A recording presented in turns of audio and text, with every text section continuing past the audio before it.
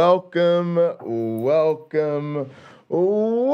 everybody to another episode of Hot Program. I am your host with the most, all the way from the East Coast. And of course, as always, folks, I am in...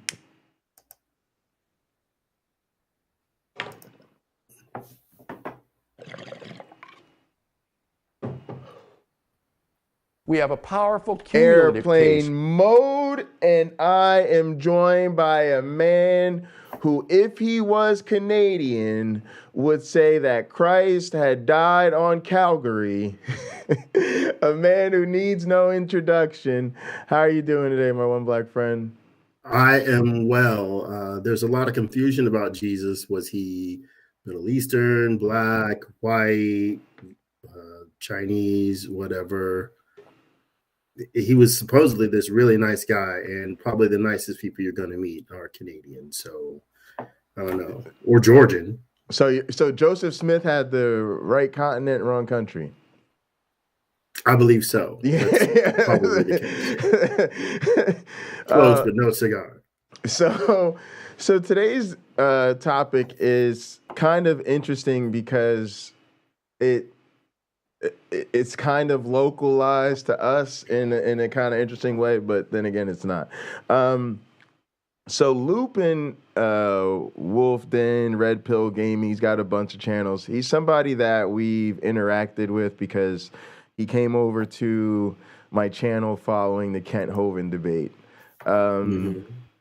which, you know, to be honest, was kind of a nice thing because we don't know how many fans or viewers or subs we gained from the Kent Hovind debate. My guess would be not many.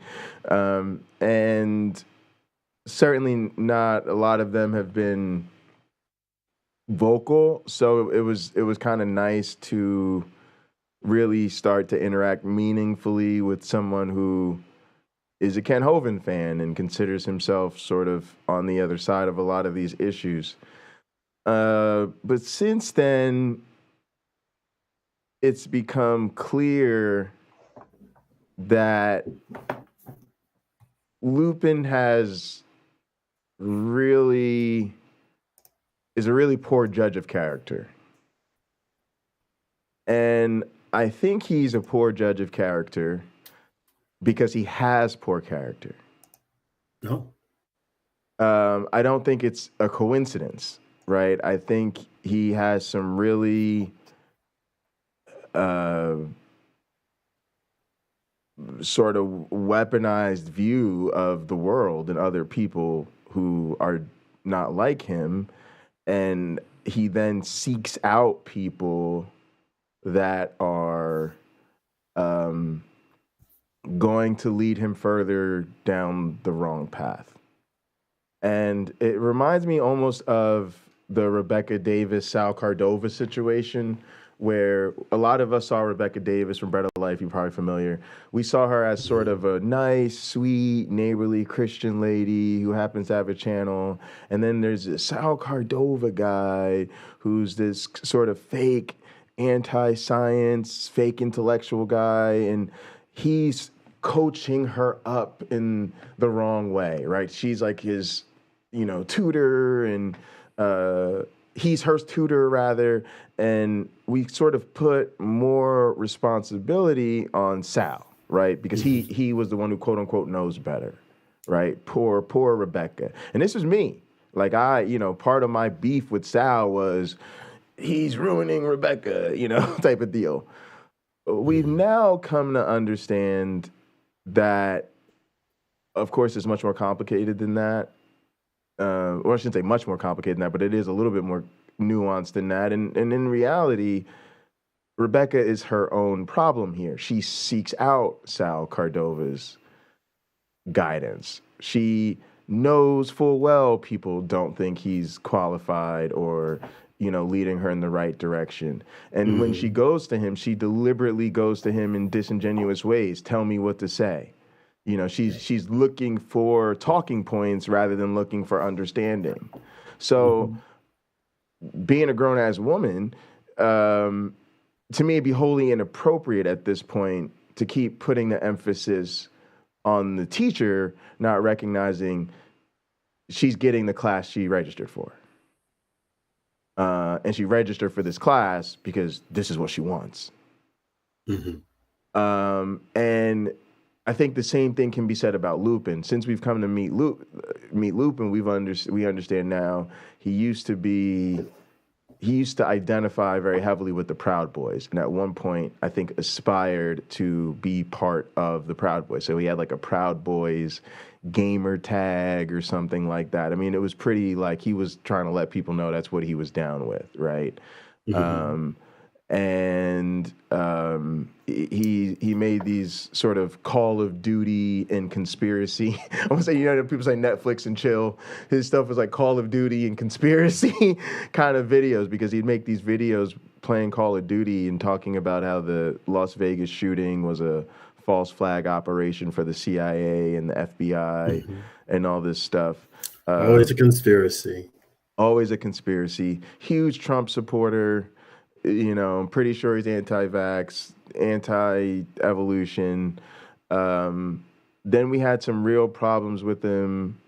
We were having a conversation with Lena and sort of tried to get into Lena's pronouns in a way that wasn't appropriate during a conversation. And then since then, we've seen him talk about the queer community in a way that, he talks about it being disgusting or gross. And we've had these conversations where we've sort of brought out, like, because he basically thinks that, people who demonstrate affection and homosexual relationships in public should be stopped, right? Like, that should be a crime. But well, didn't he want to be a Proud Boy? I know they've been remarkably absent from Gay Pride Month events, but yeah, with a name like that, I would think. Like, seriously. But he doesn't think the same thing. But he doesn't think the same thing about heterosexual couples.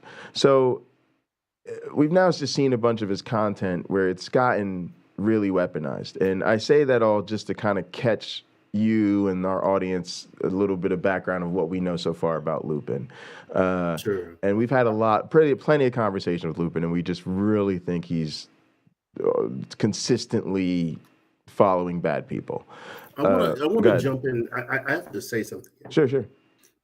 So if gay people expressing affection for each other in public bothers him, I have wondered if that bothers people, because when heterosexual people do it, it may or may not bother them. So some people, it bothers them when anybody does it. Right. Other people, okay, if the other side or whatever, right. Others, if they do it, it bothers them. But I've often wondered if a lot of religious people are frustrated with the fact that truthfully, like in who they really are, they don't think that's bad. However, they have a book that tells them it is, and they're governing so much of the rest of their life by that there's a conflict there, which is why they might be nasty about it sometimes, because they're not reasoning through why they should just... Oddly plausible. Huh? Oddly plausible. Yeah, I heard a voice. Whose voice was that? Oh, that's to Jordan Peterson. Jordan Peterson. Sound effect. Okay, thanks for putting Jordan Peterson on the podcast today. Jesus died on Calgary, Jordan. But yeah, I have wondered that, because again, religious people, Christian religious people, do have to fight that fight within themselves a lot of the time. If they aren't simply nominal Christians, where that's what they call themselves, and the details aren't really important. Right. It's a good question. I don't know. With Lupin, he expresses this really serious and deep revulsion to homosexuality, and he's made recent streams about it, where he's effectively going off But to your point, it's about the book. He's going, the Bible says it right there. For man to lie with the man the way he does with woman is abomination, and they surely shall be put to death and all this stuff. So that's definitely where he's getting the justification from. Now, to tie it into another little piece that he's going to touch on here is this whole Brett Keane falling out with Kent Hovind. And for those of you who don't know, Brett Keane is a guy, I covered him last night on my stream. James covered him, and Nitty also covered him over the weekend. He is a, for lack of better expression, washed up apologist who seems to be really dishonest about his own background, but also the way he approaches conversations with atheists. And we found out who he is because through James's channel, he's tried to get a number of us to go onto his channel to have quote unquote conversations with Kent Hovind that are really just traps, so that, you know, we can get ambushed kind of like 3-on-1. How have I avoided this? Yeah. Good luck, apparently. But we haven't gone on, but some other atheists have. They've all been shit shows. They're just not good. Brett Keane's not a genuine person about this. But now there's this sort of tension that's come about because he was basically trying to make, he had a channel that got canceled or deleted or whatever. But he's been trying to make his new channel largely through association with Kent Hovind. And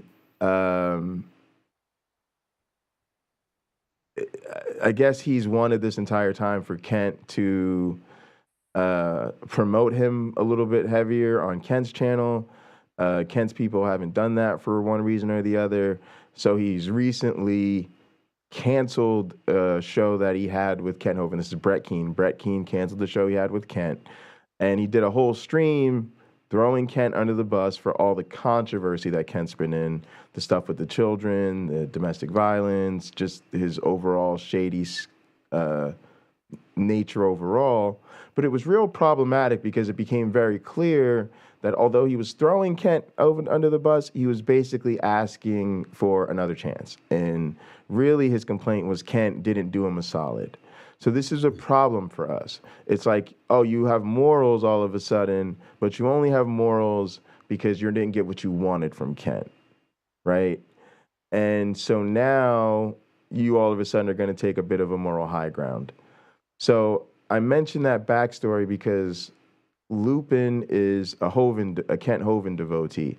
And so in this video, he is going to be basically defending Kent Hovind, I imagine. That's typically his MO. And I wanted you guys to understand a little bit of what's going on. Now, leading into rolling some tape here, the thing I want to set up, the reason I did a stream about this is a few things, now that you guys have a little bit of this backstory. Number one, we asked Lupin. Lupin's recently spent about a month or so at Dinosaur Adventureland. Really liked it. Loved the Christian community. Season pass. Huh? Season pass. Yeah. Season pass, seriously. Staying on there, loved it. Was helping Kent with his shows and everything. He claimed to be very well aware of the controversies around Kent, but basically thinks it's all a big, conspiracy or whatever. People are out to get Kent and all of this. So it's going to be very interesting to hear him now cover a falling out between Kent and Brett, where Brett is trying to be very clear about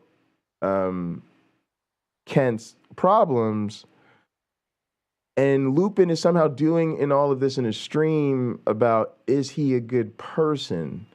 So it's going to be kind of tough, right? This is what we're going to be trying to get into here. Like, it's a bit tough here because, again, Lupin keeps overlooking the obvious problems with Kent Hovind, but I guess he's going to somehow be calling Brett Keane a hypocrite or something. Like, it all gets really, really weird because it's like Lupin, I think, is probably going to argue that Brett Keane has been inappropriately using Kent Hovind and blah, blah, blah, which I totally agree.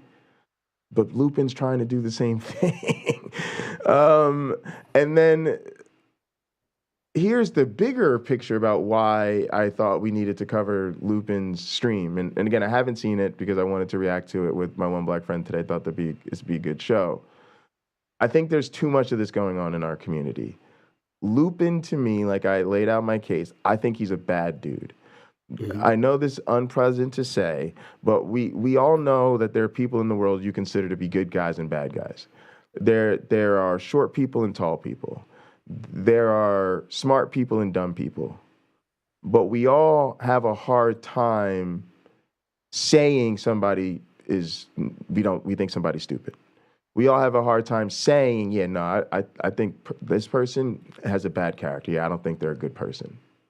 Mm-hmm. The Trump years have helped me come out and say this sort of thing. Yeah, and I think that we're in real danger when we can't say that. I think of it as like a video game. If you play one of those shooter video games, you know, maybe at the arcade or at home or something, and it's like people pop up and you have to quickly identify them and shoot them, basically, right? And you're supposed to be able to, you know, shoot the bad guys really quickly and get a high score, right? But every once in a while, a hostage is going to pop up on screen or an innocent bystander, right? And you've got to be paying attention so that you don't shoot that person, right? Mm-hmm. But I think the game of life is very similar. You've got to recognize the bad guys in fire, and you've got to recognize who are the innocent bystanders and the good people and not fire. But at some point, it's not up to us to go through a person's life history every single moment, blow by blow, so we can analyze the balance of how good or bad they are. We're going to have to make snap judgments. And I think it's also a real problem then when people like Lupin and people like this potentially gaslight that entire process by making streams and content about their self-reflection, in which I'm going to guess here they probably really don't do any self-reflection, right? So the danger is, don't make a stream, am I a good person, if you're not really willing to have a conversation about, are you a good person? And if you're going to really have a conversation about, are you a good person, no has to very much be on the table. Because it's a real issue if a person can say, well, I want to do personal growth, right? Nitty made a stream about personal growth the other day, but Nitty laid out very much, y'all got to give me feedback. Y'all got to point out my growth needs. Y'all got to point out where I'm falling short. If I want to say, y'all, I want to do personal growth this year, I want to be serious about maturing and be the best Nitty I can be, I need help from the people in my life to point out where I need to do better. Yeah. That's okay to me. Okay, because because you're putting a target on your back, you're putting it out there, right? You're putting your personal character on the table, right? You're not doing a stream about the Bible or whatever. You're making you the topic of conversation. And okay, fine. If you want to say, I want to talk about my personal growth. Am I a good person? How can I be a better person? But now we're going to genuinely engage in that process. Okay, you're good to go. But there's a real problem if we're going to let people pop up talking about, I want to grow, I want to be moral, I want to be the best me, new year, new me, all of this. But now when they're getting real feedback on their real character, they're not accepting of that character.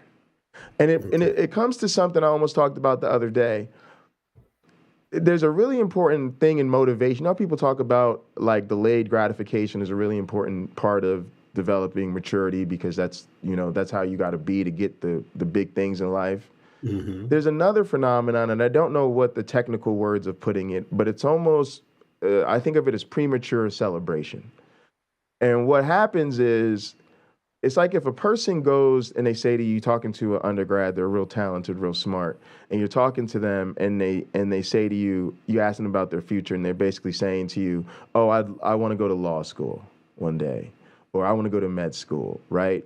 Subconsciously, a lot of times, we start treating them as though they're already a lawyer, as though they're already a legal scholar.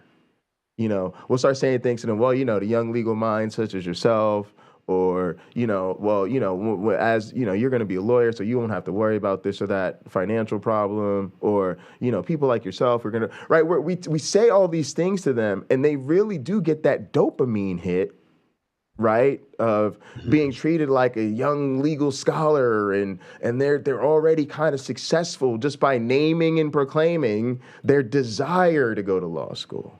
You see what I'm saying? And they're getting the dopamine. They ain't taken the LSAT. They ain't picked up a law school book. They ain't read 1L. They ain't done nothing to actually merit feedback, like they've done something that gives them some sort of legal credibility. But just by saying it's what they want to do, and us wanting to encourage them, we're giving them all that positive feedback already. Right? Same thing if somebody tells you they're going to med school. So this happens with anything in life, right? It tells a person comes to you, say, oh, I want to get sober. Oh my goodness. And we want to throw a sobriety party for them. They ain't spent the day sober yet. Right? You see what I'm saying? And it's the danger, because one, it undercuts people's motivation to actually do the thing, because they're already getting the hit, right? They're getting the hit without doing the work, and it makes them less likely to do the actual work. Also, it leads to bad processes, like they're not going to be transparent and honest about their real struggles, getting real feedback, because now they become dependent on that hit. So they're going to keep that narrative up, right? Because the narrative of them getting sober, the narrative of them starting a business one day, the narrative of them painting and all of this becomes so important to them that they're now going to do a lot to keep up that image. And it's something I've come across in the literature, basically on motivation, right? So when I was in grad school, I learned about this, and I became very careful not to let people call me doctor before I finished, or not to let people make, statements to me that just assumed and presumed I was going to graduate. I was like, no, I haven't graduated yet, right? And I need to have a healthy degree of insecurity about that until I actually finish, right? And so anyway, I wanted to touch on that because that's the real danger here, is that a person says, oh, I want to do a stream about, am I a good person? And we're going, oh, you're such a great person, just for, oh my goodness, only a brave, amazing person would do a stream asking if they're a good person. You're such a wonderful person, right? I see this all the time with conversations. We give people credit for having these wonderful, open-minded, intelligent conversations when everything they said out their mouth was stupid and disregarded everything the other person said. Mm-hmm. And then we give them a cookie at the end of the conversation just for showing up, like we're all been so blessed by their presence, when really their participation has been dog shit. It's been unpassing. We have to make sure we don't do the same thing of what you just described. We have to make sure we don't do the same thing. Absolutely. 100%. So yeah, that's my setup. I know my one black friend probably didn't know where a lot of his content was going to be coming from today, so I wanted to kind of catch him up to speed, and also same thing for our audience, because I don't want them to feel like they've got to comb back through a week's worth of content in the community to figure out what the heck's going on. But those are the characters. That's the stage we set. I have to grab my heater real quick, but I'm going to hit play. We'll roll through some of this, and I'll be reacting to you guys with real time. I haven't seen any of this, so we'll just take it as it goes. And my one black friend, let me know if you want to pause or feedback or whatever you want to do. Thank you.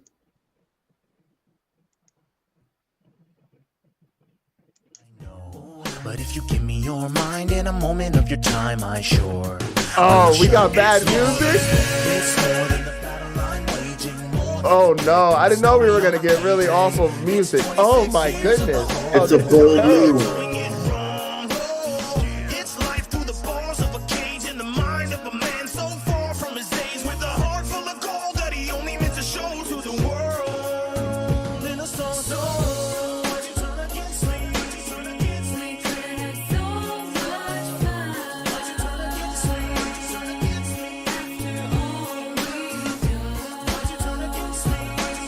Those listening to the song will make the note, we're not all Dusty Smith.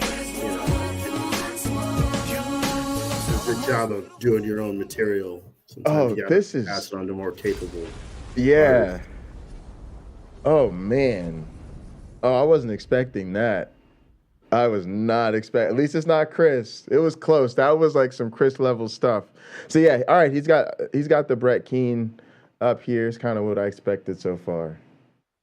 I think he was on mute at first. I think he apologized about this in the comments. So I'm assuming he'll get his. He'll start coming through here in a sec. Well, as I have said on Hot Program, go to his shows out. Silence communicates. Your silence communicates a lot. Yeah, right. All right. I think. All right. Still not hearing him. There Hello and welcome everybody to the Wolf Den. We got a very special episode for y'all tonight. Every night's a special episode, but we have a episode which I didn't really want to make this video, but I had a feeling it was probably going to happen eventually. And we are going to have a little chat about Brett Keane and the fallout between him and Kent Hovind have had, apparently. It's not all going to be about that, but as we talk about it, I'm just going to try and be as fair as possible. Just give you guys kind of my opinion on things, and just what I kind of what I don't want to say I expected it to happen, but we'll just talk about, what. Actually, I haven't even seen the video yet, and it's 49 minutes for an explanation. So we're going to go ahead and probably play that at 2x speed, because usually Brett Keane kind of talks a little bit slow. But we're not going to make it all about Brett Keane. Let's look at Brett Keane here. I want to encourage everyone not to make a mistake that I have made and Brett Keane is making. Do not wear a shirt the same color as the chair you're sitting in, because it will make you look bigger than you are. Yeah, but Brett Keane's also he brags about being 250 pounds of sex machine or whatever. But yeah, no, it's a really good observation. But yeah, Brett Keane is very much biker Kent Hovind. He kind of admits this to himself. So his vibe, he likes the biker vibe, and he's very much pro wrestling. He's got like a bad pro wrestling type of thing. Yeah. And we're not gonna attack Brett Keane or anything like that. If anything, I'll try and give him, some constructive criticism for a small YouTuber. At least whenever I go to his shows, I'll kind of give my thoughts and opinions on his show. With that being said, the title is also called "Am I a Good Person?" So, how do we determine what is good? So let's look up the definition of good, because actually I believe. All right, Lupin does this a lot, so can also be. It's kind of interesting. It's good that he's doing this here because he's synonymous very much with perfect. Okay, but we got here. I can't even read that. He always that does is stuff on the that screen which is morally right or righteous to be. I'm gonna pull it up. You could, I was gonna say, just go ahead and use Google like he's doing. It's not a bad thing, ladies and gentlemen, to define your terms or share with your audience how you're using a word, because we have different cultural backgrounds and I'd say subcultures in the audience.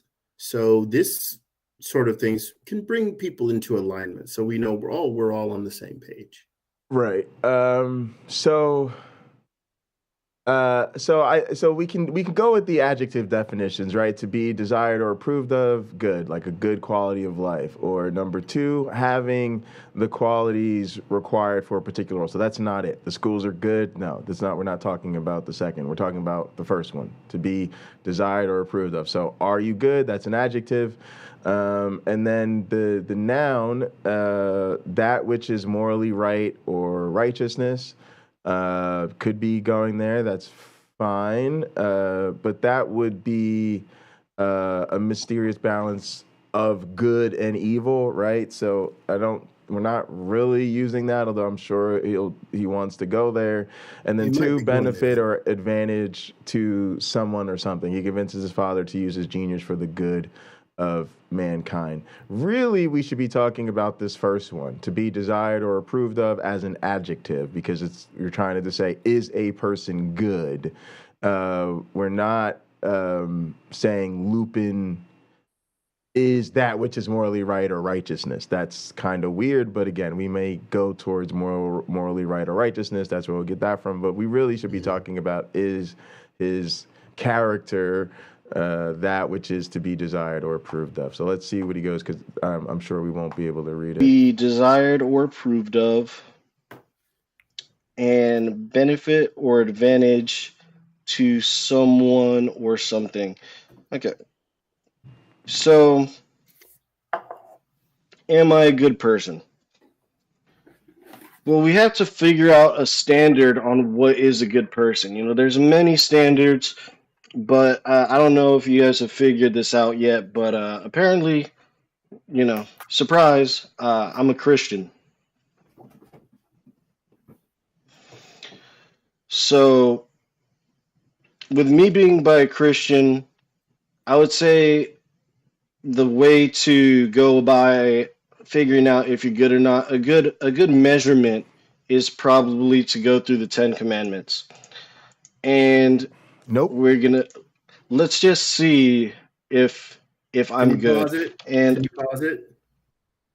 As an atheist, I'm an even better Christian because I know there's 613 commandments. Yeah, and also this is a sort of a hand-waving circular reasoning.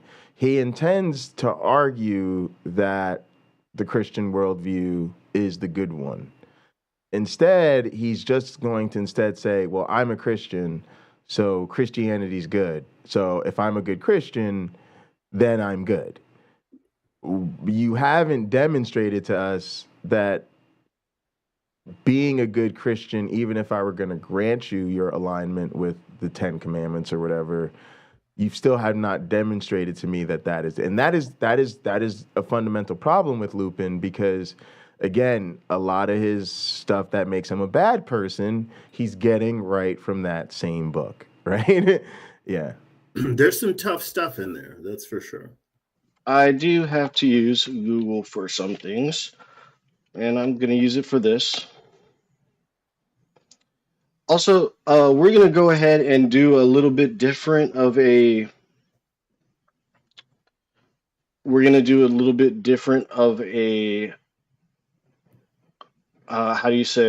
format. I'm going to go ahead and we're going to talk about these 10 commandments, whether I'm good or not, and do a little bit of talking on that. Then we're going to go ahead and watch this Brett Keane video.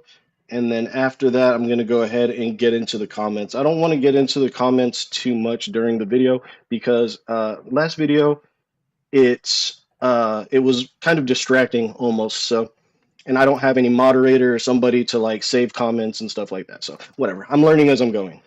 So am I a good person based on the 10 Commandments? Let's see. So you shall have no other gods before me. Okay, good on that one. You shall not make idols. Good on that one. You should not take the Lord's name in vain. Gotta say, yeah, I definitely have done that.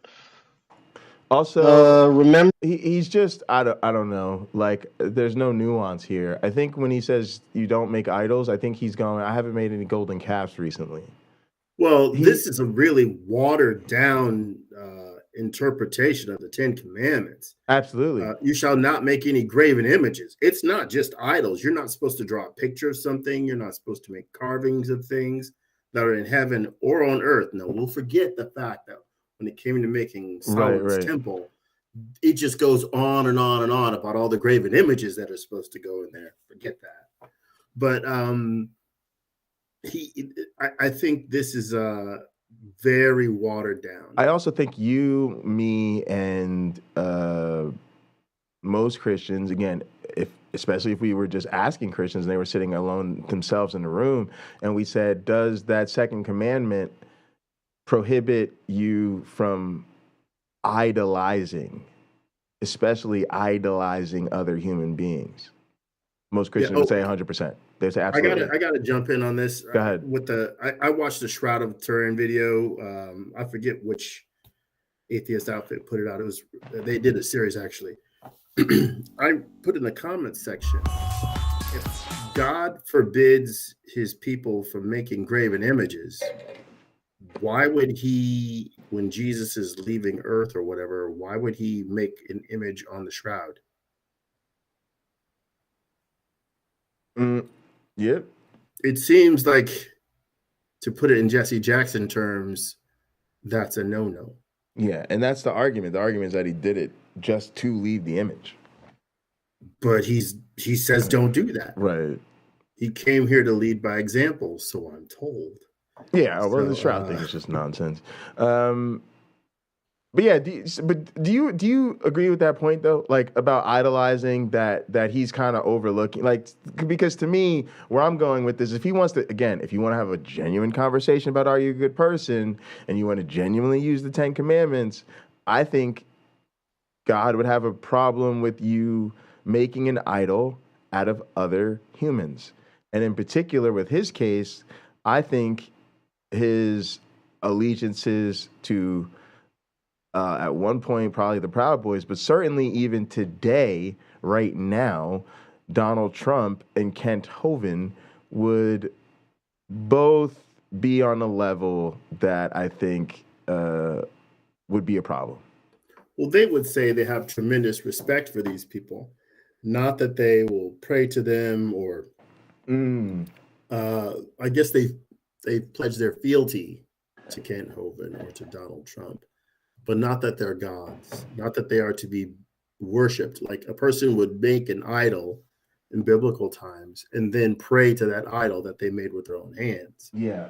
The Bible covers that. So I think that's more in keeping with what the Old Testament in its commandments intends.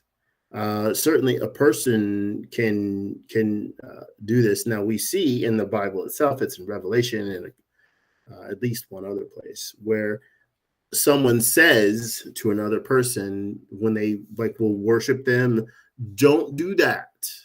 I too am a servant.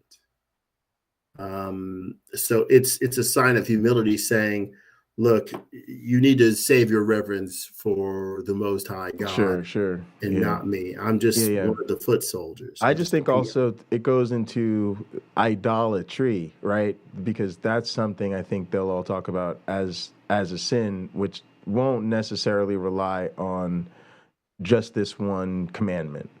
Mm-hmm. But yeah, it's really interesting. But this whole thing is weird. Like this is I didn't think he was going to do this. But this is a very interesting approach he's taking. I'm going to go through the 10 Commandments and see where I'm at. Remember the Sabbath day and keep it holy.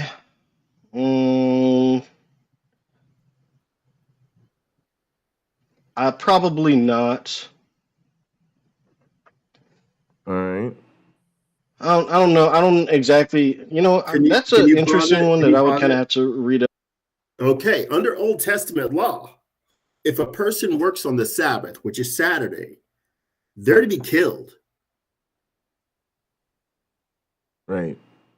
Just want to be clear. Right. So I think we can have an Ezekiel moment where God says, I gave them statutes that were not good, laws they should not follow to horrify them. I've got to say, that's probably one of them. Absolutely. And yeah, this is weird. But for the sake of posterity and me, I'm going to say no. Honor your mother and father. While yes, Nope. There have been times where I've gone behind their back and You're an embarrassment. to maybe them. done Sorry. things that I shouldn't have or anything like that. But you know what? I'm gonna say yes because Nope. I do love my parents and Nope. they've been You're an absolute very embarrassment to your parents. instrumental in my life, and I appreciate them and I love them to death, and I try and do my utmost best to respect them. So we're gonna say yes on that. So far we're down Yes, to 2 sometimes. out of 5.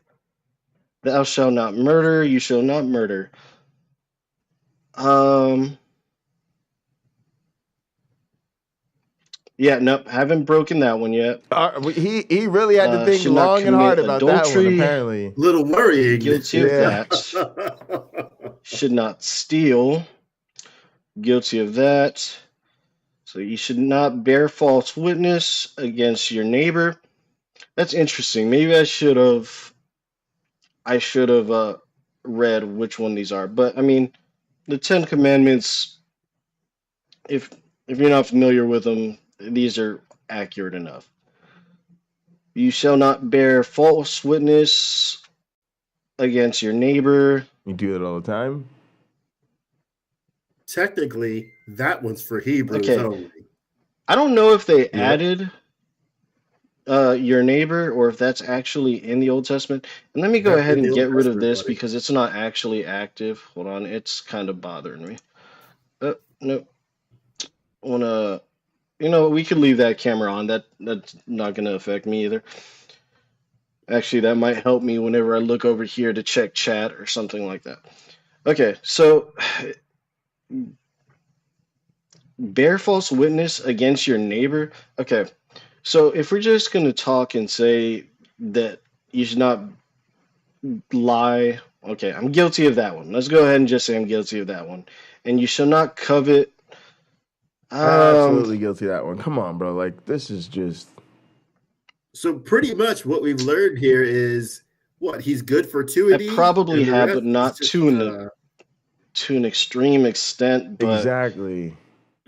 I don't think I could give you an example off the top of my head that I've coveted something. I probably have, though. Hasn't worshipped any other gods and So- hasn't murdered. What do we have here? So I'm a liar. I've stolen stuff. I'm a lying thief who has committed adultery and used God's name in vain and don't really keep the Sabbath day. So if we went by the 10 commandments and if I'm a good person, the answer, it would obviously be no, absolutely not. And I should get the punishment that that is righteous. So the reason why Now, obviously, Uncle Bobby and I just did a stream about, battered believer syndrome. But this is exactly what we were talking about. This justification that your oppression is your fault, that you find your sense of self-worth in your oppressor, that they're omnipresent, right? Because, God can convict him of his thought crimes, his coveting, and all of this other stuff. So to me, and the irrational belief that if they don't harm you, they'll hurt your loved ones. So it's just interesting to me that this whole thing is a miss, and this is what I mean about Lupin. I really do think something's really wrong with Lupin, right? And I know he's kind of young, but he's too old for this. He's too old for this. He's too old to be this bad. He's old enough now to take responsibility for his behavior. And you got to remember, I think we're watching him become more and more radicalized. I think he's considering, for instance, moving to Dinosaur Adventureland to permanently become part of the Hovind camp. I think he's aspiring to be, a player in this. Even the shift in his content, it's gone from, hey, we'll do some gaming, talk a little trash about the left, to now he's sort of set the gaming aside, and now he's full on, taking on these podcasts and debates and atheist takedowns and all of this stuff. So there's something very aspirational going on here. But again, this to me, he's just got his whole thing wound up because he's starting from a problematic place. This is not good. I wanted just to go. Could you Yeah, pause yeah, again, you're good. please? So, based on what he's telling us, he just said a moment ago that he should get the punishment he deserves. I believe he said spiritually deserves. So, if that is the case, when he is to talk about other people who also have shortcomings, because which of us don't? Sure. I think his compassion should be through the moon, just crazy compassionate about what other people are going through, even if they're having a tough time or an easy one. He should be delicate when he deals with other people's opinions. He should not insult them. He should not whitewash things, or he should not use obfuscation, but speak to things, speak to events and the behaviors of himself and others honestly, from, I'd say, through the lens of forgiveness, through the lens of, okay, let's get this person reformed to do things in a way that is most beneficial and honors God. So it'll be interesting to see how his comments flow from here out. That's the perspective he should have. Is he going to give us that? It will be interesting. So I'm looking forward to seeing it, because, if Prager, you can't do it, I don't know that this guy can. No, yeah, yeah, I don't think he can. And I also think I have a very low opinion of Lupin at this point, and I think he might be too far gone. I really do. Over this is because in my last stream, I was being accused of hate speech. It was kind of funny because that was the me and people that Lena. were accusing me of hate speech and stuff like that, whenever I was just talking about the gospel and we were going about talking what about the Bible says what the about Bible says about homosexuality, they wanted to accuse me of hate speech. Yet if you go through the chat on that, they said some of the most hateful things that you could say. They wanted me, they wish I wasn't on the planet, that I'm a fascist. You are a fascist, and Lena and others made it very clear that they don't want to live on a planet with dangerous people like this. It was very clear. And again, this is not what a good person does. A good person does not go on their stream and misrepresent people who called them out for hate speech because they were practicing hate speech. And he's so, and this is what the Christians do. You made an entire stream to hate people. That's what the purpose of his stream was. It was to argue that the Bible hates fags, and so do I. And here's the justification for it. And he tried to wrap it up as telling us this Christian love. He finally got the feedback, bro, you're dangerous. And matter of fact, he's tried to be correct on it. And so eventually, Lena and I agree, made it very clear. We don't want people like you around. It's very obvious. You know what? I'm going to challenge something you said. I don't think the Bible states anywhere, you'd have to show me, where it hates gays. It disapproves of the behavior to the point that it says, you should kill gay people, like if a man lies with man as he does with a woman. Okay, so it says that, and later in the New Testament, it talks about giving them over to their unnatural behaviors. Okay, it says those two things. But it also says that they were going to kill a guy for picking up sticks on the Sabbath. Yeah, so I don't know what you're asking. Well, I'm just saying, we can clearly see that the book has its failings. And then you have people who are probably doing their best to be sincere, but they have that cognitive dissonance, right? They know, I'd say many accept that it's a bad idea to kill people because of who they love, right?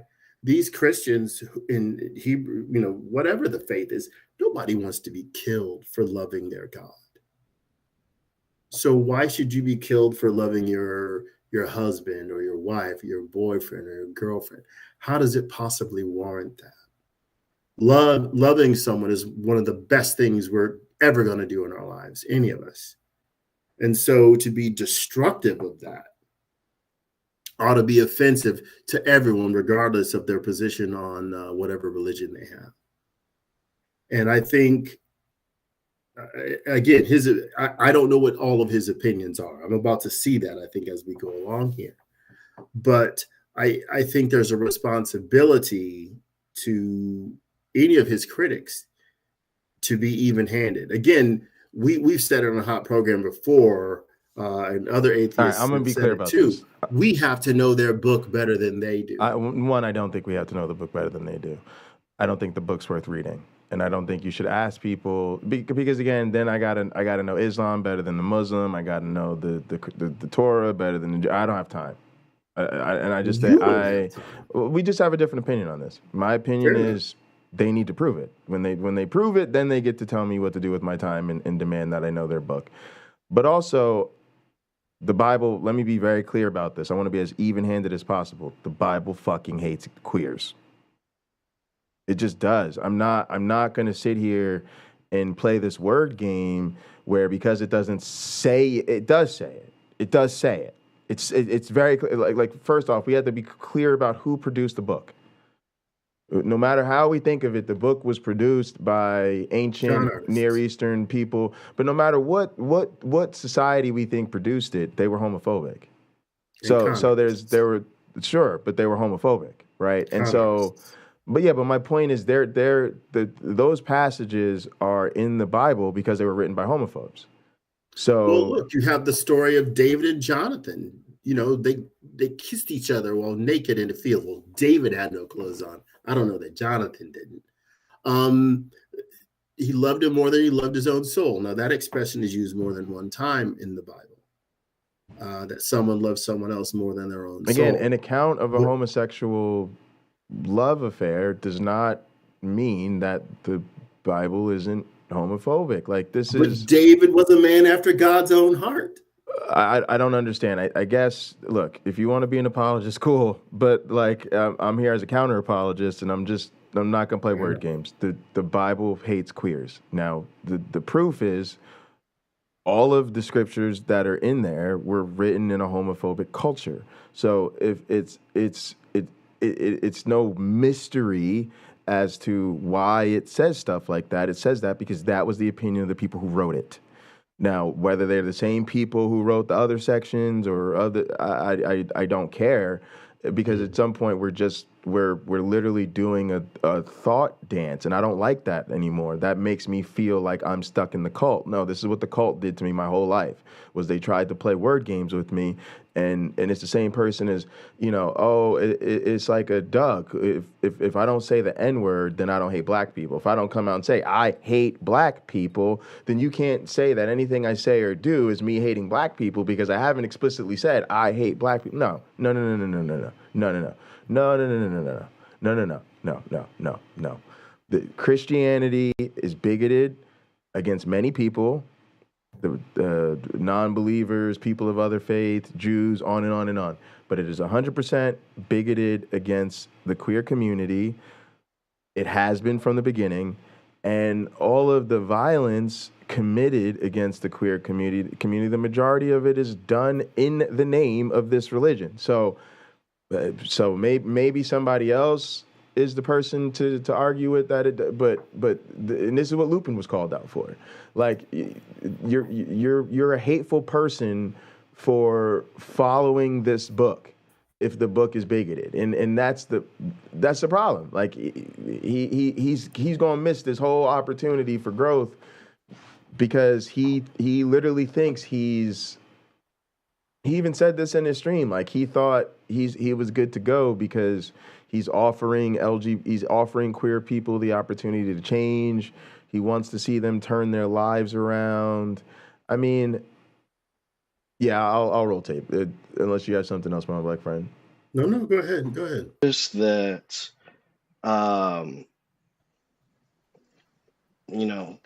veiled death threats. They didn't say it directly, but definitely they didn't hide it too well either. You could read between the lines on that. So what they weren't understanding though was the entire message. Jojo, I think you're irritating and annoying. So I'm gonna give you another opportunity to be more constructive in your thoughts and comments. You've been kind of irritating me all day, to be quite frank. I think you can see a comment. If you're not, it might be on because you're probably looking at your channel. Maybe I don't know. No, I'm looking at the Gather. Freelance. It's okay. Oh yeah, not in Gather. They're not in Gather. They're on YouTube. But it's like I don't know. They're just a troll. They've been making trolly comments all day. But this point that atheists are homophobic as well. That's no. Atheist just means one thing. I don't believe in God.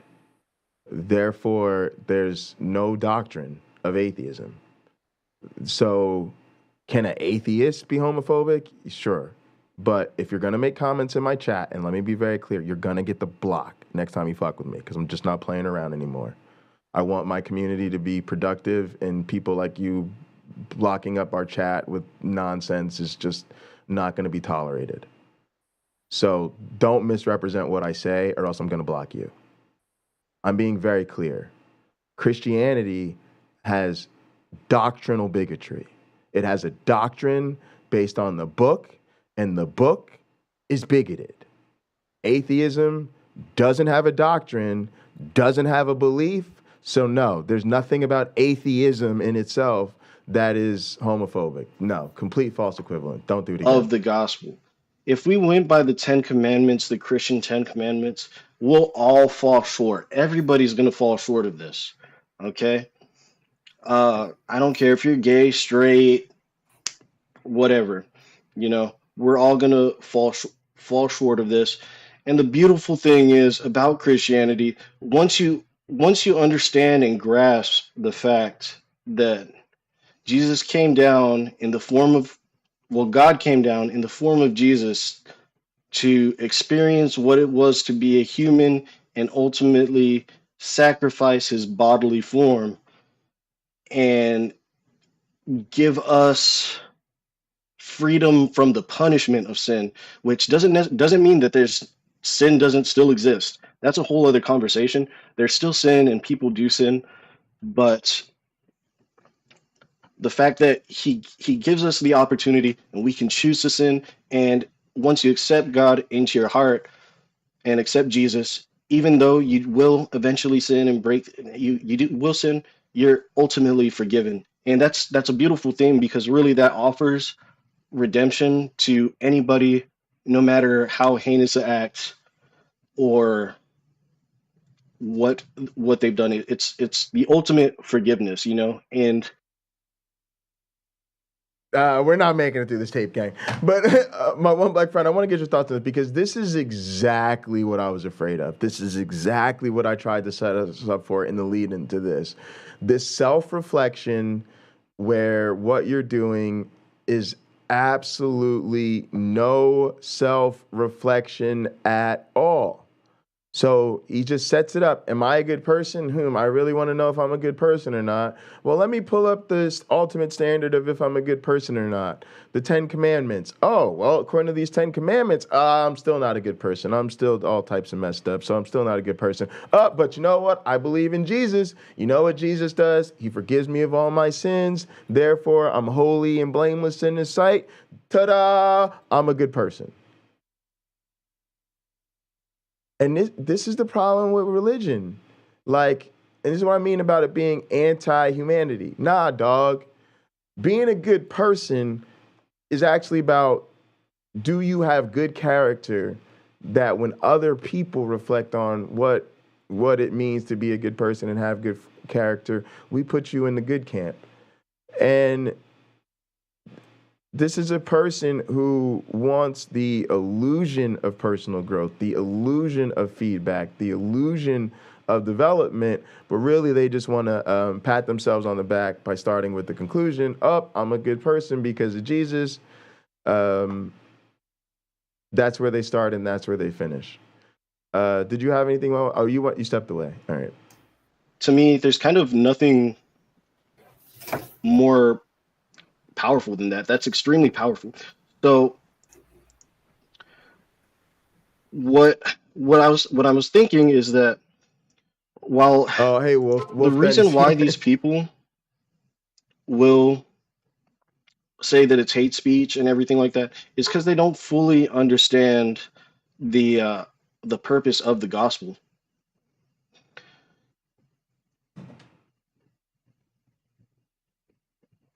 So they don't fully understand the gospel, and in fact, a lot of them reject it, and that's an amazing thing too, because God gave us free will to accept that or to throw it away. And you know, I've talked to that specific person the other day multiple times, and I've talked to multiple people, you know, whether it's in my family or friends or people that I talk to about this, and also I've you know, thought about it myself, and I'm not exactly sure it's where it is in the Bible, but there's plenty of verses on it and plenty of sayings like you can lead a horse to water, but you can't make it drink. And Kent Hovind actually had a good metaphor for this. It's like if you have a field of land, if you have a plot of land and half of it is rock and half of it is fertile soil, which one are you going to start on first? Are you going to start on the fertile soil or the rock? Of course, you're going to want to start with the soil and then get to the rock afterwards. Uh, I've I've I've done my part as a Christian. I've told them the gospel. I've talked to them whether they want to accept it or not. Hey, Sandy, whether they want to accept it or not, that's them. But I really, you know, it's like I said, you know, if a house is on fire, you could do so many things to try and help somebody out, but at the end of the day, if they don't want to help themselves out, then the blame is no longer on that person. You know, it's their choice. You know, I could tell them, hey, the house is on fire. I could try and drag them out, but if they're gonna fight every step of the way and reject it, and they choose to burn, then that's ultimately their choice. So I have I've tried, and I've even said in previous videos that my my testimonial, my Check, way check. of bringing the gospel to them may not be strong enough. You know, it's there for the people that want to listen, but Sorry, for I was certain testing the people, Discord. So you can. All it's right, a so lot you harder should to be get able through, to and hear a us in lot of people Discord. are a lot less. Some people they need a different way of accepting the message, We're in the and like I streaming said, channel. sometimes there's just people that will completely just throw it away, just reject the gift, and that's unfortunate. That really is unfortunate. But hey, I tried. That's as much as I could say. It would be a lot worse.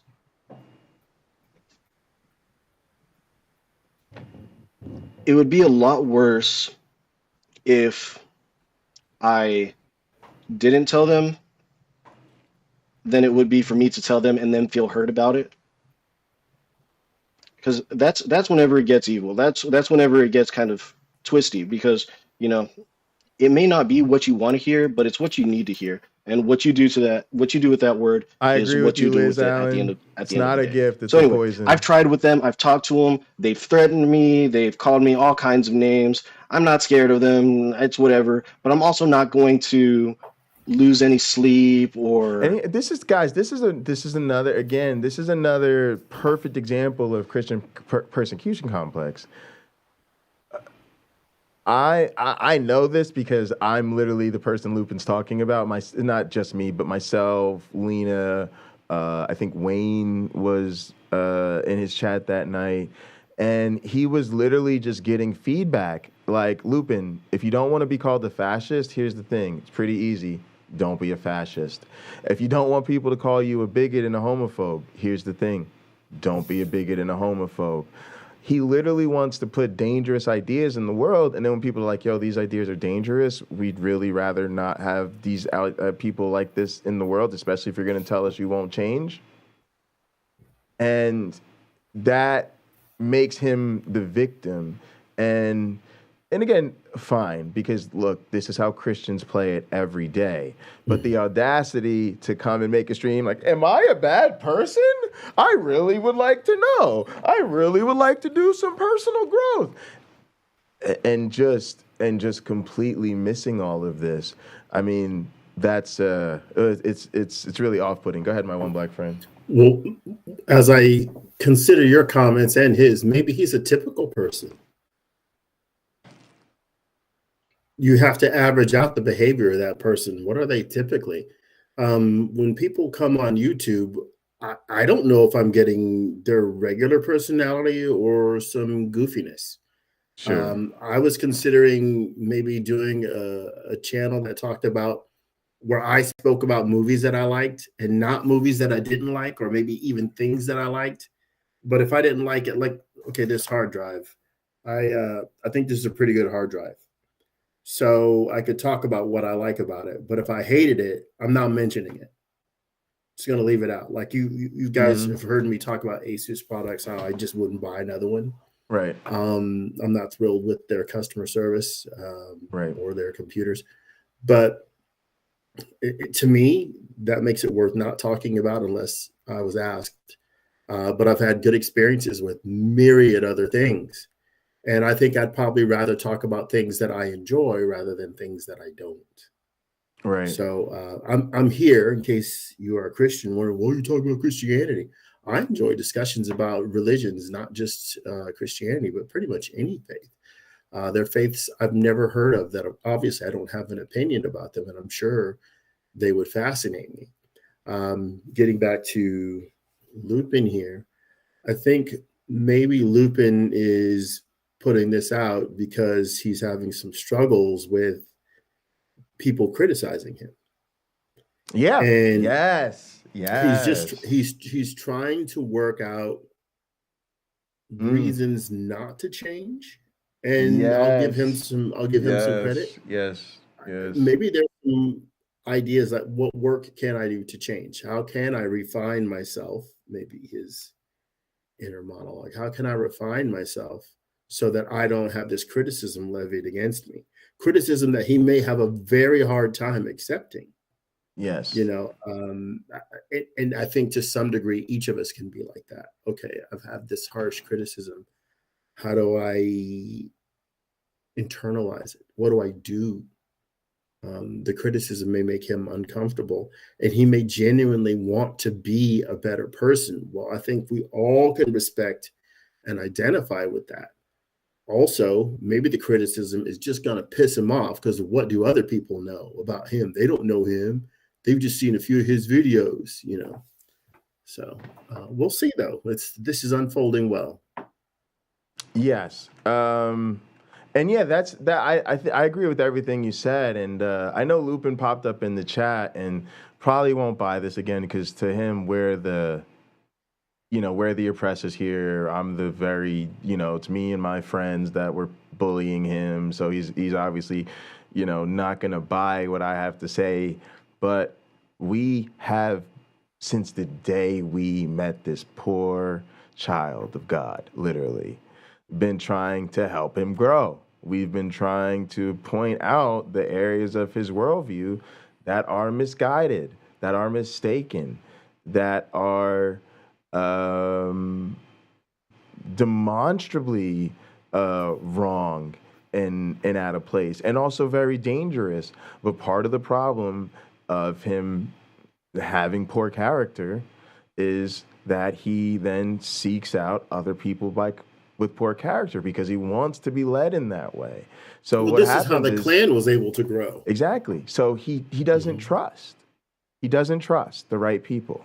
Right. This is like last night I did a thing on faith healers. Right. And it was always funny, the faith healers that go down the line and they're touching the people. Right. And you've seen this, I'm sure. Right. And, yes. and when it gets good, the people fall all the way out. Right. So the thing that I noticed last night, and I never really commented on this because I never really thought about it, but isn't it kind of like a trust fall? Right. Yes. It's very much like a trust fall. Right. But what's funny about it is, it's a trust fall with the greatest motivation for this trust fall ever. Like, let's be honest, folks. If you don't know this part of church, let me tell you. If you go to a church that does this, they do this all the time. Okay? And so you've seen this all the time. And so anytime you go up for an altar call and the pastor lays hands on you, the question of are you or aren't you going to fall out is 100% an issue. It's always that issue. Don't let anybody ever tell you they haven't thought about it. Right? Everybody thinks about it when you think about going to an altar call, because you know it's a very real possibility because you've seen this all happen. But it's funny, but it's like, this is the greatest trust fall ever because your pastor's guiding you in it, and the motivation is great. It's faith healing or a miracle of Jesus or blessings or whatever. You have the security around you, like the big security. They're right there behind you to catch you, usually multiple people. Yeah. And you're in front of your entire congregation, presumably filled with your, friends, family, loved ones, whoever, your community. So I'm kind of started laughing like, if you don't do this trust fall now, then when y'all don't really trust each other like you say you do, right? If you can't do a trust fall right now in this circumstance, like, and then I started joking like, this is the problem. This is why y'all don't have real seed faith, because if you had just a mustard seed of faith, you'd at least fall out. Now, if you can't trust fall around this crowd, who can you trust fall? But no, seriously, the thing with Lupin is that's it. He would completely do the trust fall at Dinosaur Adventureland, surrounded by Ken Hovind and Matt Powell and whoever else is down there on the compound. But if he got in a trust fall with me, you, Wayne, Lena, and James Apperson, hell no. And really that's one of the big problems that goes on in our community, is that there's a lot of people we are really trying to help that person directly, but without them trusting us and really buying into our good faith efforts, it's like we're talking to a wall. Go ahead, my one black friend. I think I could disagree. I think Lupin would do the trust fall with us. I think he'd probably do a trust fall with us physically, but I mean intellectually, he won't do the trust fall with us. Intellectually, maybe. Yeah. He would have to prove that he has faith, that God would not put him in the company of people who would not consciously let him incur physical harm. Oh, yeah. No, I think he would really do a trust fall with us. And I'd at least try to catch him. Yeah.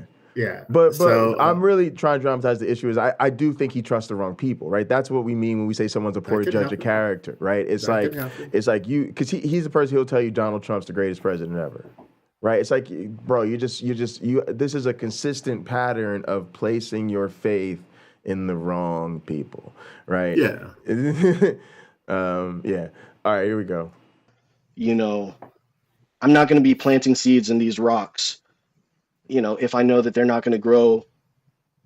And I don't know, maybe the rocks will soften up over time. Sometimes it is a thing of time. Sometimes people, there's a ton of reasons. And I'm waiting till I find an atheist that is willing to actually talk to maybe just help me go through the process of what makes them become an atheist. Because I've said this before too, every person that's been born bring it on has an innate, almost natural sense that there is something greater than humans. They sense their soul and their spirit, and over time either something traumatic happens to them, or now the most common thing is that people are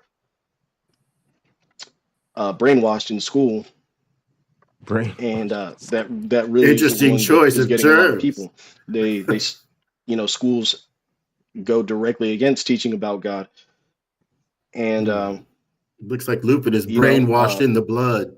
Seriously. It could also be a peer pressure things. There's many reasons, but I've never met anyone born as an atheist. So there's usually a process. So if there's a way to become an atheist, then you could really. They say that Christians have learned this lifestyle, but it's so hypocritical, because actually Christians may learn about the Christian lifestyle, but even then humans, I believe, naturally have a connection with the spirit, with a higher power. They may not understand it as biblical as God, Jesus, God, and the Holy Spirit. They may not understand it like that, but they have some Just kind of connection. And like I said, it gets lost belief. over time for various numbers of reasons. So No evidence of maybe any of this. eventually, And obviously, people are not born with a God belief. This is just very patently, obviously not true. Just obviously not true. we'll find an atheist that's willing to talk. And kind of about this show, I haven't really given a kind of genre or title of this show because I don't know exactly what it is. I'm not sure if it's exactly a Christian show, but I do try and keep it fairly clean. You know, I don't think since I've started this Feels series over I have rails. slipped up yet. That's why I'm not giving you guys my Twitch channel, because if you see me playing some video games or something like that, then yeah, it's not the most Christian friendly. But as far as YouTube goes and everything, I try and keep it clean. And I'm the biggest concern of mine is to come off as a hypocrite, because you can come off as a hypocrite real easy whenever you are talking about God Your and biggest whenever you're talking concern? about sin and everything. It's very easy for these tables to be flipped around and say, "Who are you to tell me, you know, this and that and the other? Who are you to tell me what's wrong? You can't even keep the 10 Commandments." And see, the thing is, I accept that as true. Like, it's like, yeah, I can't, but I also understand that the gospel is there to help me get through this. And I try and stay under grace and I try and keep it good. But at the end of the day, I know I'm always going to fall short, but I try and do the best that I can. So This is yeah, I haven't again, really... this is really twisted here. He's bothered by the fact that he's been challenged in his beliefs, in his, spreading the gospel of that people find very hateful. And rather than recognize the fundamental challenge to his worldview and his faith, including his doctrine, none of us ever said that Lupin was wrong about what the Bible says about queer people. We said what the Bible says about queer people is fucked up, and you're fucked up for following it. And rather than do that, it's like his bigger concern is that people might call him a hypocrite because of the way that he fails to follow the 10 Commandments. Like, it's just, you put the cart before the horse, and it's all downhill from there. Like, there's no redeeming it, because it's all going back to this monstrous worldview, and he refuses to challenge it. And at some point, I think he refuses to challenge it because he's a bad person. He wants to hold on to this narrative because this narrative gives him permission to be a bad guy, to play the heel, well, it's not my fault. God said it's an abomination for man to lie with man. So when I tell gay people they're icky, it's good to go. If he genuinely had a heart to grow, if he genuinely had a desire to learn, if he genuinely had a sympathetic, compassionate, loving, caring type of disposition, especially given how directly he's been challenged on these things, he'd be singing an entirely different tune. His continued doubling down on this path demonstrates that this is the path he wants to take. I got you up on the big screen, my one black friend. Oh, okay. What do you think? Well, I just went to his channel and I replied on this video that we're talking about here, that I would be happy if he wants to talk to an atheist. I'd be happy to oblige. So we'll see if that ever comes to fruition. Yeah, we can talk about that. He's been in chat, so I don't know. He's called in before. It tends to get a little off the rails. So well, it's his show. He can determine the focus when he's we'll try to set up a follow-up. We'll try to set up a follow-up episode or something. But let's keep going. I appreciate you.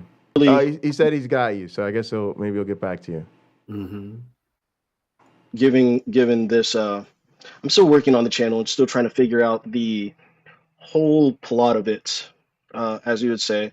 But with time, we'll get there. So with that being said, talking about shows, we're going to go ahead and talk about, one moment, we're going to talk about this Brett Keane issue that just happened recently. Yeah, I haven't seen the video yet, but I can say I almost saw it coming. So before I start the video, I'm going to go ahead. We're going to take a quick, like, 15 to 30-second pause. I need to go and get my dog in that I'm sitting today. So I'm going to be back in about 15 to 30 seconds. Bear with me. So one thing I just want to quickly touch on is that one of the fundamental disagreements we have with people like Lupin is that I think he fails to accept that ultimately this comes down to human judgment. It is what we determine to be approved of or desirable. And even if we're going to say, oh, you got to go with the 10 Commandments, you got to go with God, you've got to determine that going with God or going with the 10 Commandments is itself the best way to go. And I think he's got a lot of thinking to do about the fact that people are rejecting his value judgments. And, you know, like... Start there. What does that say? Start there. What does that say? Yeah. What does that say about someone? Look, you're rejecting my... This is God's problem in the Bible, right? Right. He set up all these rules, and yet people don't want to follow them. We'll set up better rules. Right. Right. Set up better rules. If I don't believe that Jesus is the Son of God, I go to hell. What? Is that worth eternal punishment? Are you really that upset? Even little, I watch Instagram like most of you when I'm on the toilet, and there'll be some video of some parent and their child acting out. Well, within the same 14-second video, you often see the kid get over it.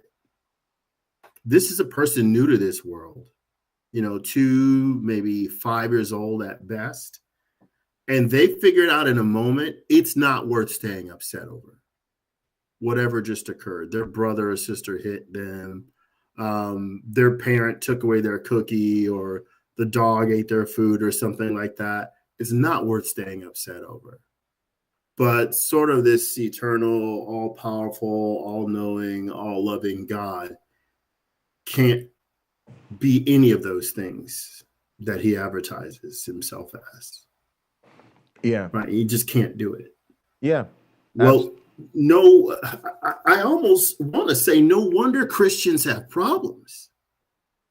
They have to reconcile their own inability to what? Strictly adhere to the law with the fact that their God can't do it either. I think we could go through all 613 commandments in the Bible and show you that the God of the Bible broke pretty much every one. Right. He's always stealing and coveting and murdering and even adultery, right? Israel's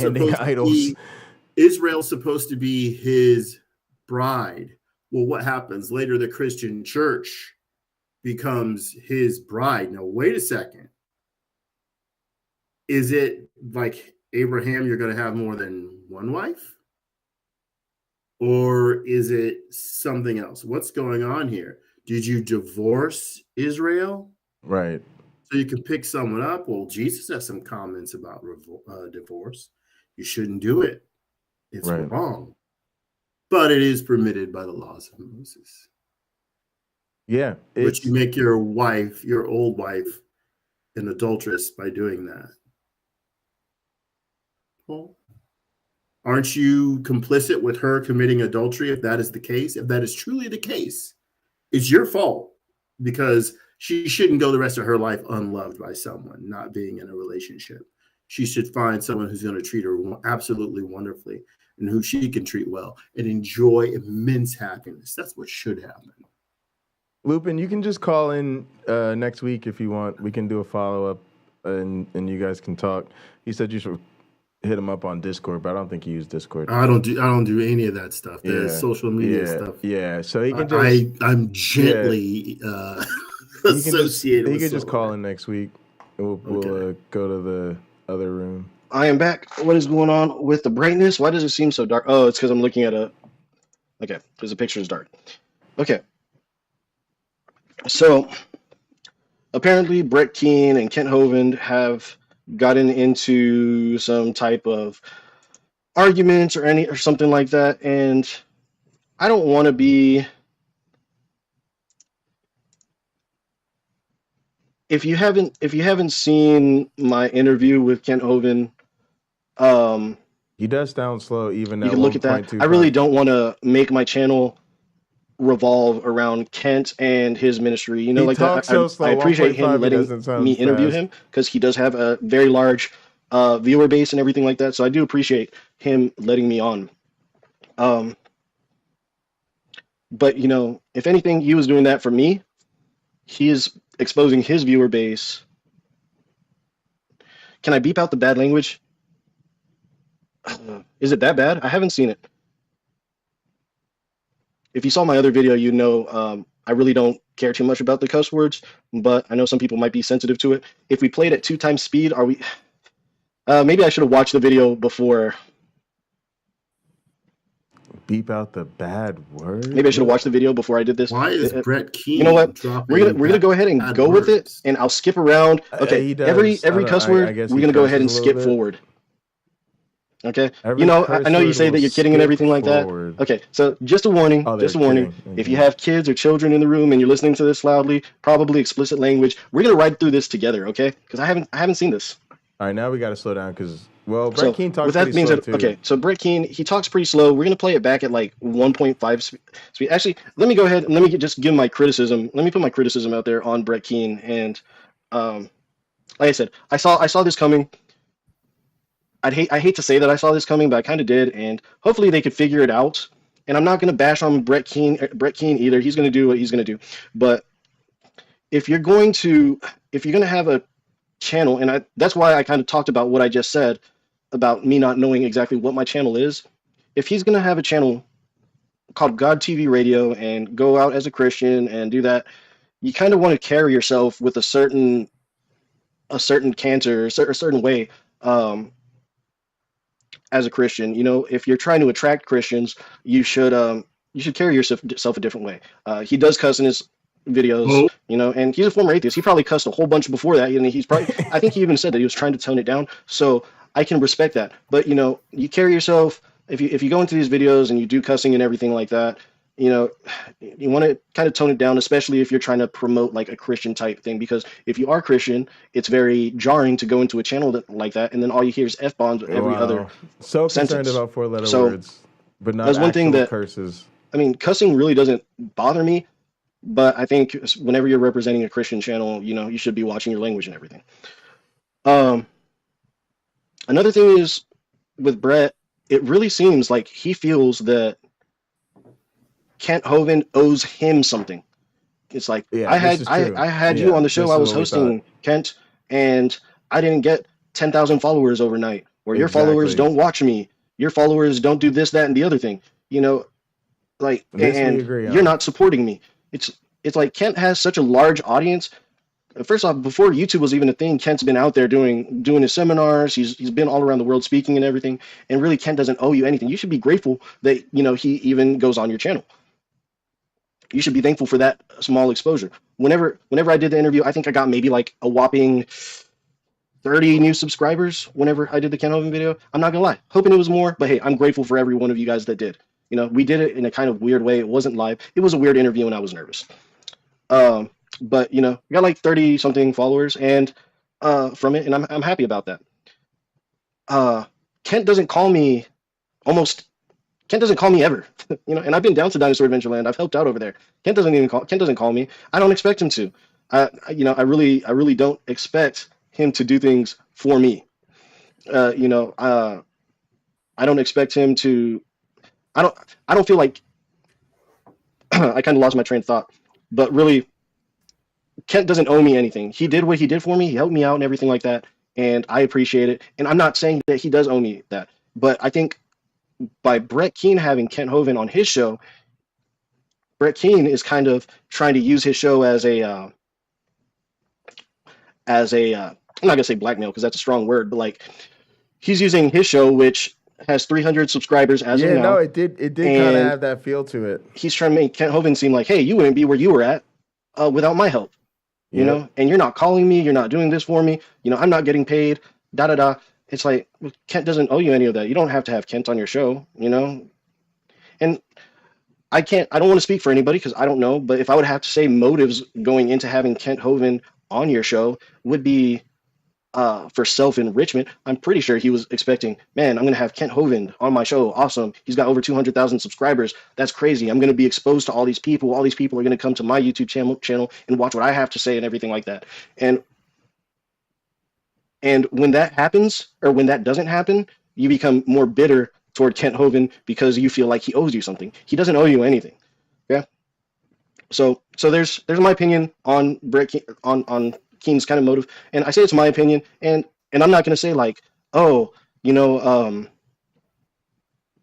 I wasn't expecting anything from Kent Hovind's channel. I wasn't, I was hoping a lot of people would subscribe to my channel. It helped out a bit. I got a few extra subscribers, and like I said, I'm grateful for everybody. But it's not like I became a millionaire overnight. And I think a lot of what's happened is kind of money motivated. I think you want to make a YouTube channel, you want to make money off the YouTube channel, and when that doesn't happen the way you expect, or how you expected, or how quickly you expected it to happen, you become bitter and angry, and you start thinking that people owe you something that they don't. So that's kind of just my synopsis. That's the way I looked at it. Yeah, good. Come on, hot program audience, promote the channel. I want to buy an old BMW.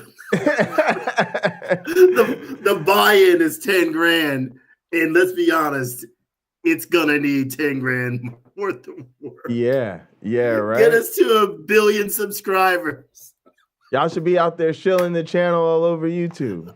And I could be totally wrong. Maybe he doesn't want any money and he wants to do this for free. I hope that one day, eventually, maybe my channel will earn me some money, but right now, it doesn't. So that's why I only do about hour shows, is because I can't put all my time into something that's not giving me. Go ahead, like the video, gang.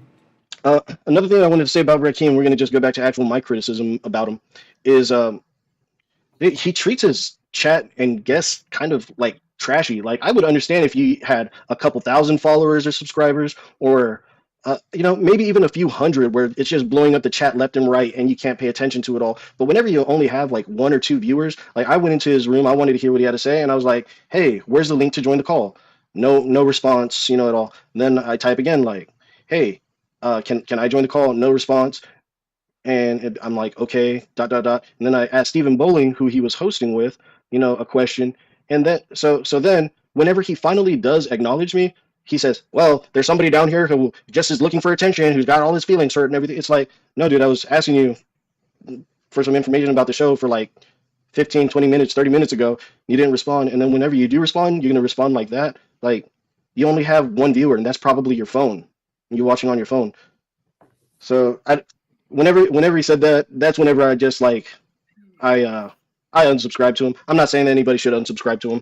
I don't care who you're subscribed to, but that was just my experience with him. I was like, I can understand. Like I said, I can understand if you have a couple thousand people or even a couple hundred people, but having just like one person watching your show, maybe you shouldn't treat the couple people that watch your show like garbage. So I think maybe the last and most important critique. Now, that's an interesting point there. You shouldn't treat the few people that watch your show like garbage. Yeah, Lupin, like the few people that are watching your show telling you this is hate speech and you should stop talking like this and language like this isn't safe to use. You literally will have 4 people watching your stream. 3 of them are in the chat telling you everything you say is a problem. Like, yeah. Don't treat the people that your few viewers like garbage. Oh man. So are you saying that the truth, like the right thing to do, is written on his heart? Yeah. Apparently, because he comes out when he's watching Brett Keane. Sure. If you saw my other video, you know I really don't care too much about the cuss words, but I know some people might be sensitive to it. If we played at 2 times speed, I think I kind of tone it down, especially if you're trying to promote like a I think Christian. I went back too much. I can barely sit through a 50. I got YouTube and I got like TikTok. I don't watch TikTok, but man, dude, I got like a TikTok attention span, dude. A squirrel could probably beat me at a game of chess just by waiting. Wow. But, man, dude, his shows are boring, and it's a shame because they got some interesting topics to talk about, but they present it in such a boring fashion. It's just like, man, I just can't listen to what this dude has to say for like 4 hours. You know, I only came in to see what they had to say with Kent Hovind and stuff like that. Anyway, so Brett yeah, it's just boring. And I see other shows like that, dude. Like people do like 8-hour shows with like 1 or 2 viewers, and they're just talking about the most boring things. I don't understand it. I don't get it. Are you getting paid to do this? What am I doing wrong here? What am I doing wrong? But anyway, so yeah. With that being said, let's go ahead and let's. Like I said, we're gonna watch like. Lupin, if we should finally have a conversation, maybe we can talk about what you're doing wrong too.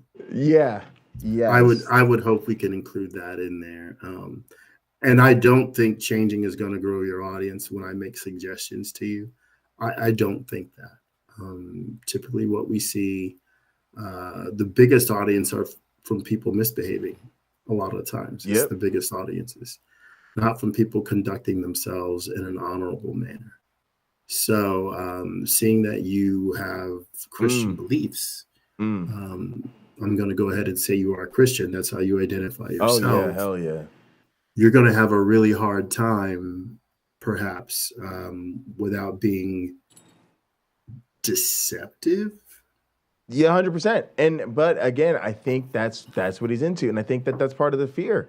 Because if he took that on, if he took us on, if he took you on, he would have to switch up. There's no, because he's headed down the wrong path, and I think he's afraid that he would lose that. Right? He would be throwing out all that time he just spent at Dinosaur Adventureland. Right? He's up here now apologizing and defending Kent Hovind, and so if he were to really grow and change in that way, it's like, what we know a lot of Christians are afraid of. They're afraid of losing touch with the prospects and the community that they've built up, and their sense of having a purpose in all of this now. Yeah, it's tough. All right, at higher speed. Thanks. And I think what I wanted to say for this episode, I've gotten it across.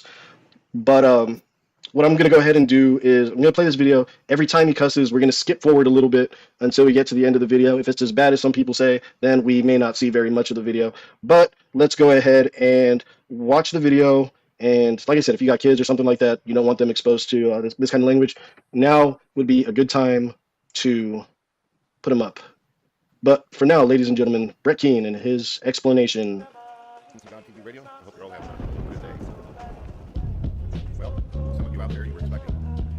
Oh, that sounded good sped up. I removed all the videos, including the interview with Sandra Hovind. And before you decide that you want to freak out or trip out or start leaving comments, let me tell you a story.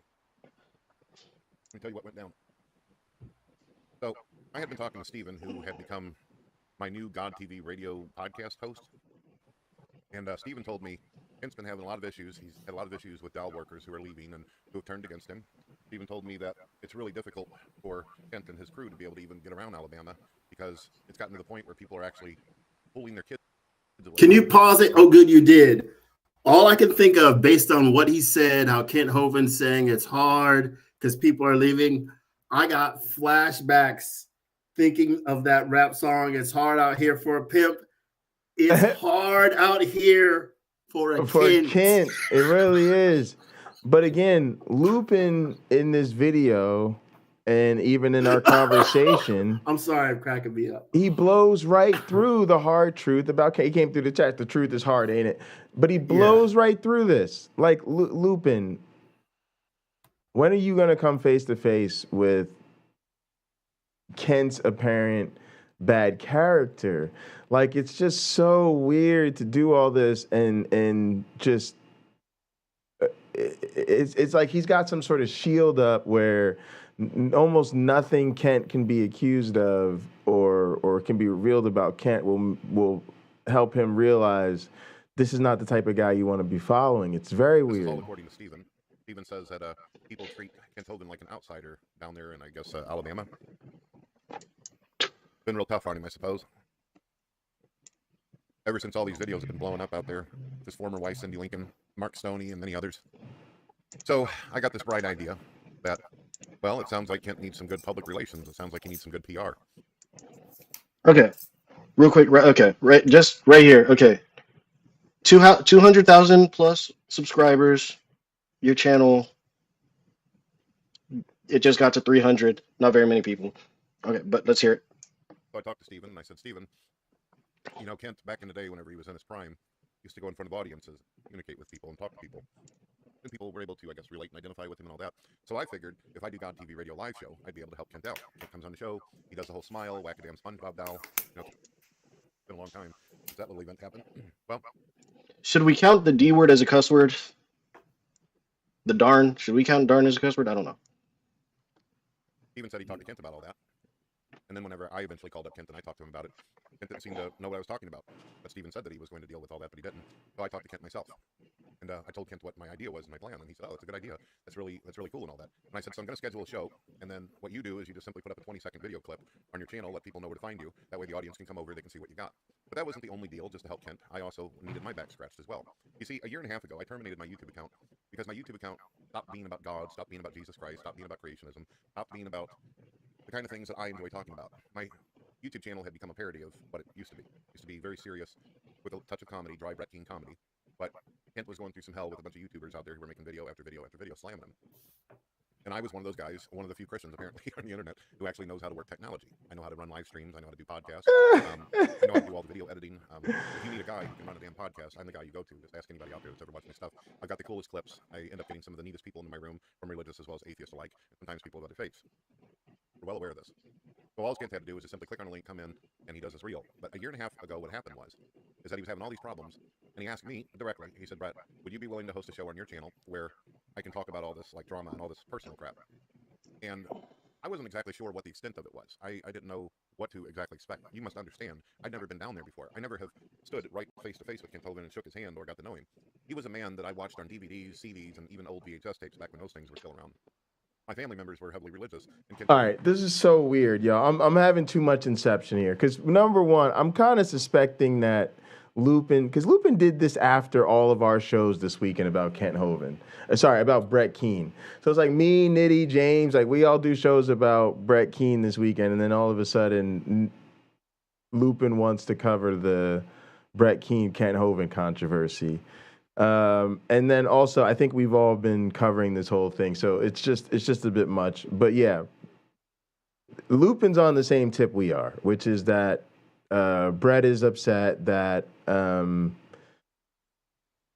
Kent won't promote him and all of this stuff. So I don't think we need to see the whole thing, but let's tie it back up because I'm more interested in what my one black friend has to say about this and our thoughts. The issue for me is, again, he's made a stream called "Am I a Bad Person?" wanting to ask the question, but really not wanting to do the work of answering the question. And then he goes on to basically attack the character deficiency of Brett Keane, who I agree with him, is using Kent Hovind, sour grapes, is butthurt because Kent Hovind won't promote him, fine. Mm-hmm. But again, now Lupin is ignoring the fact that his whole flavor of his channel is doing exactly what Brett Keane was doing, which is trying to make a name for yourself as a big-time Kent Hovind defender, never recognizing that most people, again, think Kent Hovind is a really bad dude.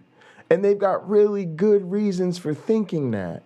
So it's just a mess to me. It's a mess. Go ahead. Well, I'm just thinking maybe the video should have more titles, like also, am I an original person? Yeah. Maybe not. But to Lupin's point, if he wants to make one, well, we're doing the same thing he did. Our video is about his video, which is about another video. So, yeah, but I think he started by copying our videos first. So let's just go all the way petty with it. He started it. Okay. But yeah. So I think that's something to think about. Again, if Lupin is sincere, and he's in the chat possibly still, and he can answer this. If he is sincere, what has he learned in just our video here? What has he learned since he made his video with other people responding to him? What has he changed? What will he change? Because is he a good person? Look, you can find some of the kindest people in the world, and they'll tell you, here's what I'm trying to work on. Here's what I'm trying to get through so that they can be better. Does Lupin have an answer for that now? Does he not care? Yeah, I'm just gonna be honest. So he says what he's learned is that we're deluded, unfortunately. Yeah, I'm deluded? Yeah, I was like, I could, we could, but it would, I honestly think conversations with Lupin go south quickly because part of the sickness that he has is that he has to defend his abuser. And since he does, when you criticize him, and this is the problem, I think, with conversations you have with me, conversations you have with Lena, he immediately insults you and goes for low blows. With Lena, it was trying to mess with the whole gender thing. With me, it was, I need to take my meds because of the whole bipolar thing. He will look for the low blow and kick you there when he finds it. And the reason is because his mentality, since he has to defend his oppressor, is since you've criticized me, I now have liberty to attack you. And what a lot of Christians like this don't understand is we can keep our criticism perfectly in bounds relevant to the topic. If I call you a fascist, it's because you're being a fascist. If I say you're saying something hateful, it's because you're saying something hateful. But they don't have the same legitimate criticism back. But to them, they've got grounds to say something back to you, so then it's okay to insult you. Because, you hurt their feelings. You said something hurtful to them too, right? They're not allowing themselves to see the glaring difference there. Well, then, I guess I have a Christian lesson to give to Lupin. Jesus famously, allegedly said, turn the other cheek. So if you don't like what you're being told, turn the other cheek. I'll add a reason why. Not so that you can encourage the person to do more, but if you feel so insulted by what was said, turn the other cheek so you can listen better with an ear that isn't closed to the conversation. Right. You have, as a Christian, you have a responsibility to be the better person. You do. And you can say, well, I'm a Christian, but I fail at things. Evidently, and I've said this before, Jesus is a doormat for people to wipe their sins on so they can enter heaven. Yep. As opposed to following him, he's just that mat you give to a new puppy to pee on and poop on before they learn to go outside and do it. Yeah. And you saw him do it in the video, right? Where he said, am I a good person? Well, let's look at the 10 Commandments to see. Well, I don't really measure up to the 10 Commandments, but Jesus said I'm good to go anyway. Wipe my feet clean, and he's heavenly bound. And now he doesn't have to even grow here because he's just demonstrated to himself that he's a great person. He's the love of Jesus. He's radiating Jesus energy. And if we see anything different than that, I guess that's our problem because, again, he's just keeping it biblical. But if we see things differently than that, that isn't our problem. that's work for him to look into. Okay, are people just being critical just so that they don't have to meet the same standard?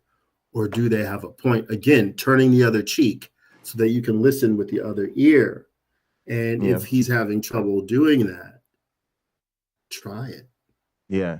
Try it. That's the real problem, and I think you'll probably find this if you do talk to him, that he's not open to that. And my thing with that at some point is, and this is my case, it's not, everybody doesn't have the same opinion, but at this point, Lupin's a bad person, and the deal is this: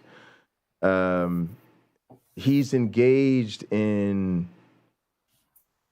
the battle. He's engaged in what I guess he probably may feel is spiritual warfare, but we feel is a very real day-to-day social struggle that we're in, and he doesn't seem to realize his measure of if he's good is he a good soldier? Is he a loyal soldier? Right? And since he's a good soldier, he's all he's doing is following the commands he's given. That makes him a good guy. He doesn't realize he's a good soldier for the army of the dark forces, right? And he's never going to get recognition as an upstanding citizen from the people who, the Dark Empire is overlording, while the Dark Empire is literally destroying our lives. And so when then people come to take our reproductive rights, Lupin is ponying up on the front lines. When then people come to do violence and discriminate against our LGBT, Lupin is soldiering up to the front lines. Hey, look, God told us to ride out on these fools just like this. When they are coming against science and evolution and the vaccine and these different issues, Lupin is soldiering up, riding out on the front lines. So at some point, it goes back to what I said at the beginning, when I've got to quickly make judgments now, because we find ourselves in combat as well, because when they bring the combat over your hill, you're now in that conflict, whether you want it to be or not, and you've got to quickly decide, who do I fire at, and who is, good to go. At some point, Lupin, you're just with the bad guys. And I don't have time. I've tried to talk to you about these things, but at some point you're just not hearing it, and you are going to do as you believe you're commanded to do.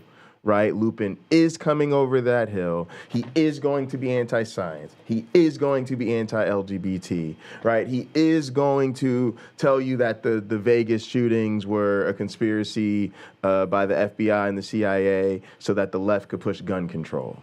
He is going to push anti-abortion, reproductive rights, right? So he's going to do all of the things that we say are bad things. All right, let's try something, because I'm looking in the chat, which I don't do a good job of on these shows. I'm looking in the chat, and I can see Lupin has typed. By the way, his name is the Wolf. The Wolf Den, yeah. The Wolf Den. I'm a terrible person. Ellipses. We all are. Nope. Ellipses. Okay, let's try something. Many of you have expressed something you don't like about Lupin. Right. So give it 2 minutes. Type in the chat something you actually like about Lupin. Oh, easy. Anything. You like his hat. Easy. Great facial hair. He's got a radio voice. Anything like that. Maybe you're familiar with some of his other opinions that you actually agree with him on. Just try it. I say that because, Lupin, I don't know that you're a terrible person. You are most likely not a terrible person. You're probably a person who doesn't see things clearly sometimes. So you express yourself in a way, you express your opinion in a way that isn't constructive. It isn't trying to move the world forward. And that may be because you're trying to adhere to a set of rules that don't actually work in modern times. It may have failed miserably in ancient times, but people kept publishing them because they didn't have better ideas, or they didn't integrate the better ideas into the old books.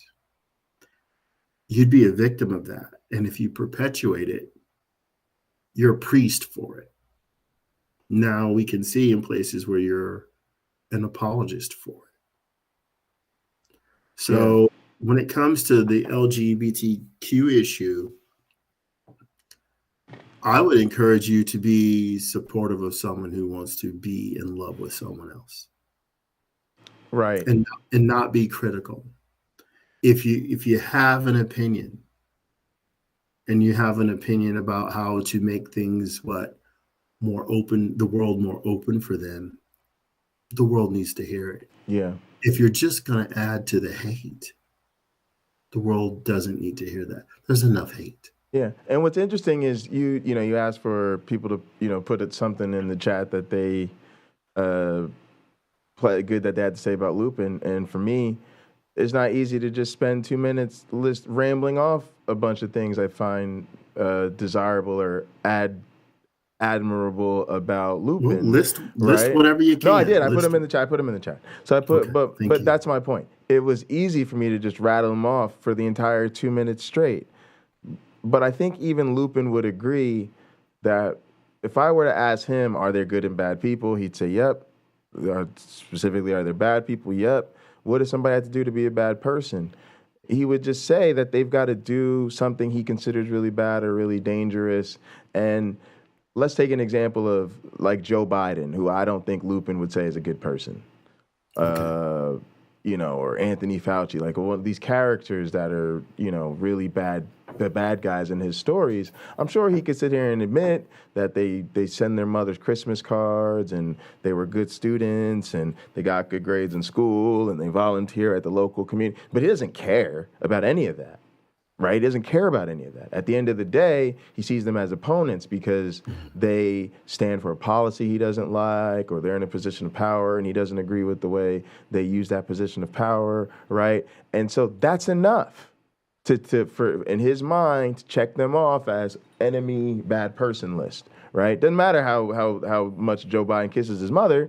If Joe Biden's classified documents is a breach of the federal trust, he's going to be happy to call Joe Biden a treasonous, whatever it is. And Uncle Bobby and I made this point about not enabling or approving of a person's abusers, right? So you have a person who's in a abusive relationship with their spouse, and Susie brings up Steve, and you shut that down. No, we're not going to sit here and talk about him. He's no good. You need to get away from him, right? You don't care. Well, he picks the children up on time from school. He makes a great steak. Oh, we really have a great time when his friends come over for the game. My parents love him. None of that matters, right? The fact that that man can keep his hands to himself is reason enough alone. Guess what? We've decided he's a bad dude, right? The fact that, he does X, Y, or Z that we feel makes him an abuser. That's it. We've decided that's right. So you could tell us about how 364 out of 365 days a year, he is just the most wonderful, honoring American, great patriot, wonderful man of God. Guess what? He screw up enough on that one day. We're gonna rule him as a bad dude. And that's what Lupin has to understand. I could sit here all day and give him compliments. He puts on his pants one leg at a time, and he always buttons his shirt, and he never curses at his mother, and great. But Lupin, you're following Ken Hovind. You're all trying to be on the Trump train. As he came in, he didn't just say that he thought Donald Trump was a great president. He came in talking about some Trump 2024, right? He wants us to go through another 4 years of Donald Trump, right? He's anti-evolution, anti-science, as far as I know, anti-vax, all of this type of nonsense. He's a dangerous person. Guess what, Lupin? Makes you a bad dude at some point. Because again, when those motherfuckers come over that hill and they have bad intentions for us, they have absolutely bad, harmful intentions for us, you are with them. You're with them. And at some point, we have to act accordingly. So he's got to shape up Otherwise, he's just doing the meaningless thing, which is even worse if you ask me, where he acts as though he is, really trying to do some self-reflection, really looking for some criticism and feedback so he can grow. He's really using it as an excuse to not get any feedback and not grow. And if we allow that type of thing to go unchecked, then what does he do? Oh, I've checked in, I've done the self-reflection, I'm good to go. And he just feels even more enabled to continue being the type of problematic way he was to begin with. So this is bad to me. So maybe the title should be changed to "Should I Be a Good Person?" Right, exactly. Or yeah, literally. maybe the title should be changed. Again, it depends on the motives, right? Maybe the title could be changed to "How do I become a good person?" Yeah. Just as a thought. Like again, if he's just asking the question to have a topic, that's one thing. If he's ready to get some work done to make some real changes, that's another. And maybe that's what he really wants and doesn't know how to do it, right? He mentioned a moment ago that on his gaming broadcasts, he's different, right? He might use some off-putting language or something like that.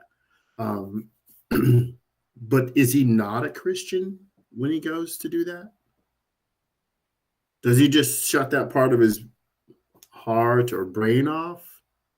Well, now I can curse like a sailor and let me digitally murder people and blow things up that aren't mine.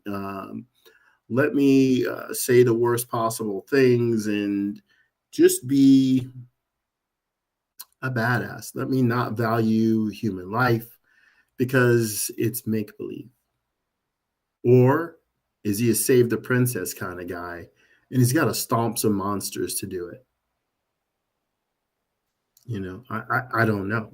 Lupin can answer that question. No, I think that's a really great point. And to me, again, he's not yet ready to really do the work. And the reason I know this is because we've done it. You've done it. I've done it. And so many people in our community done it. You know what people who are willing to do the work look like, right? It's like when you you know this as a you have people who work for you, right, and work with you, and yes, and you have to have a lot of faith in not only what they can do, but how they can do it when you're traveling, right? You like, I gotta go. I can't be here watching y'all. I gotta trust y'all that y'all are in go mode, even if I'm in a different part of the world or different part of the country. Right. And so you got to really measure up when you're hiring these people who really wants to do this work and who doesn't. And there's probably a lot of people who would love the paycheck and they would love to work with you. They would love that praise, but you've made an assessment either of their skill set based on their resume and their past, or, you hired them for a little while and you realize they either just was too sick, isn't it, or just otherwise unavailable. They can't show up on time, can't be relied upon. And eventually you have to move in a direction because why? They're clearly not capable or in a place where they're ready to do the work. And I really do feel like that's where Lupin is. And it's sort of asymmetrical. It's like looking through a one-sided glass because I don't think he can see himself that he isn't really willing and ready to do the work. But for those of us that observe his behavior, it's very obvious. Very obvious. I think you've hit upon something I could use in an example about the hiring a good staff. I recently had to replace one of the people I work with. She couldn't return for health reasons. So after her holiday break, she couldn't come back for health reasons. So I put ads out, and I specifically said at the beginning of my job posting, I will not hire a remote worker for this position. You must report to the work site. Now, can you guess what fully 50% of the applicants asked me or told me? Will you consider hiring someone who works remotely. Will you please read my resume? I can only work remotely. So shove 20 plus years of my experience aside and tell me what you want to do rather than why you're right for what I asked for, which is a person who will come to the job site. I'll fly you in. I'll fly you in here. If I can't find somebody around, I'll fly you in. Right. I'll pay you per diem. Right. I'll put you up in a sweet hotel like I'm in. Right. So, and people, well, hold on, because I'm coming back to Lupin. I'm going to I'm going to pay you more than most people in the world make. You will make more money than most people in the world. Probably 80% of the people in the world will make less money than you. Right. Just come here and work for me. Do a fantastic job, pretty please. Okay. I get people who don't want to do what I say from the beginning. I get people who have a different idea about what I want. Now let's put this with Lupin in his faith. The Bible, even in this 10 Commandment example, laid out a set of protocols. Right. You get further protocols in the New Testament as to how you are to conduct yourself. Sure. If you come through the door, right? If you send your resume to Jesus and you begin by saying, I'm not going to do these things that you ask me to. I'm not going to comply with these. However, this set of things I'm fully qualified for. I know you need me to be, to comply with this much of the rules, but I will do this much consistently and excellently. For most Christians, those are their terms. They want a faith in God on their own terms. It is a personal relationship with God, a personal relationship with Christ. No, you just want God to meet your demands. Absolutely. So, so forget all the stuff you're being asked. It's not about that. Because hang on. So Lupin wants to call in, and we've only got like 20 minutes. So I don't want us to keep going, because if you want to take his call, then we should take his call. We got to go to the guest room. So we've got to pop into the one that's called the cafe. Do you have that link? Hold on. I have my email open. If I type cafe in my email, will it search for that, or do I need something else? Hang on. I'll give you the link now. Okay, I was going to say, because believe me, I don't understand. The Greenhouse Cafe? No, that's something else. No, the Flying Man Cafe. It's the other Gather link. So check it in the room chat. I just put it in the Gather chat room. In the Gather chat. Thank you. Link in Wolf Boy. The link is in the description. But yeah, go ahead, pop over to the. Okay, and I should close this first one, yes? Go over there. Yeah, you'll want to. Well, make sure you're in there first, and then close this tab. We'll do. Yeah, now you can close the other one. Okay. All right, Lupin. The link is in the description. Yeah, show yourself, Lupin. All right, but otherwise we can follow up with him next week. But yeah, I really do. I think that's the fundamental problem he's gonna have to deal with. Is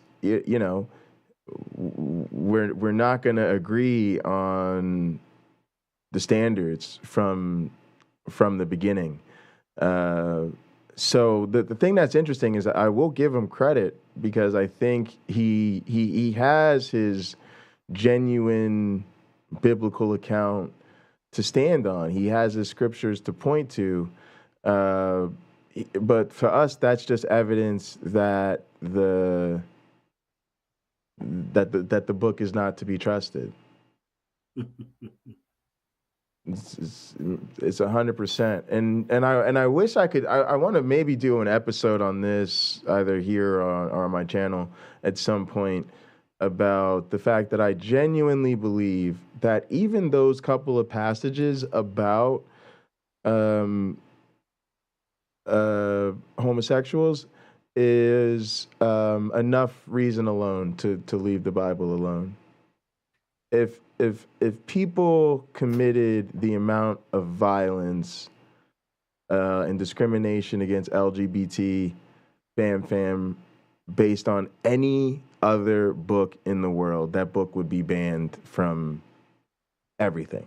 It would. The fact that book alone has caused so much strife for the queer community. It would be, restricted to like museums and historical study and stuff like that. Nobody would be promoting said book. It's just that's just my opinion. Like, and I think this is an understated, counter apologetic that the discrimination against the queer community alone is enough reason to stop being a Christian.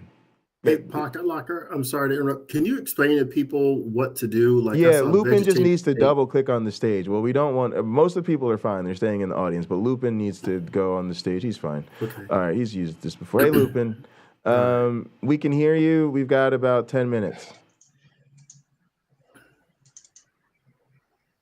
Hello, can you hear us? Lupin, welcome to Hot Program. Welcome to Hot Program. You're muted, by the way, Lupin. Oh no, that's Logan that's muted up. Forgive me. Yeah, Logan's fine. They're in the audience. Appreciate that. Lupin, you can talk. Go ahead. Can you hear me? Yes, we can. Yes, we can. You're good. Oh, okay, cool. How y'all doing? Good. We're good. Thanks for calling in. Yeah, man. Thanks for having a show about me without me. Yeah, but that was the plan. But you're I don't mind you calling in. It was the best way to do it. Yeah, I know you guys like it whenever I can't be there to rebut your accusations. Well, I think you guys using rebuttal as a way to. I think you use rebuttal as a way to interfere with people's ability to make points you don't like. So I do think. Well, no, we can't just let you just sandbag somebody without them defending themselves. That's kind of a cowardly thing to do it. I disagree. But anyway, go ahead. Let's go ahead. Well, you guys have questions or comments? Lupin, black friend, my one black friend here. What is a Christian? How is Christianity defined? What does that mean? Well, Christianity is people that would follow the gospel as it's written in the Bible and promote the Christian values in the Bible, and people that accept the gospel as truth. All right, I'll just remind you guys we got 10 minutes, and then we can continue this next week. But go ahead. Okay, and then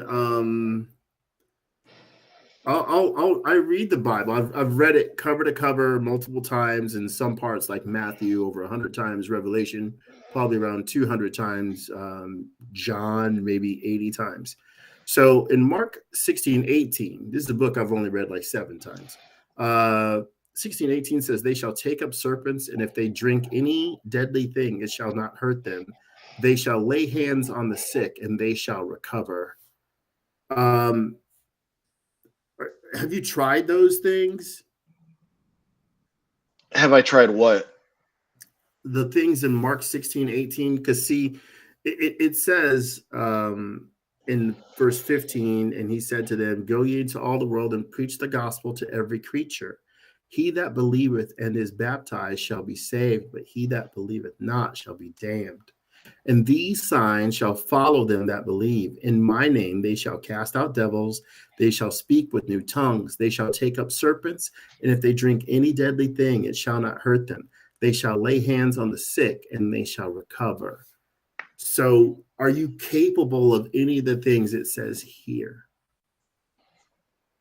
I haven't really tried, so I wouldn't know, but I do preach the gospel out to people. So if you can you before next week or whenever we talk, Can you try to heal people? I don't want you drinking poison. I don't want you taking up deadly snakes.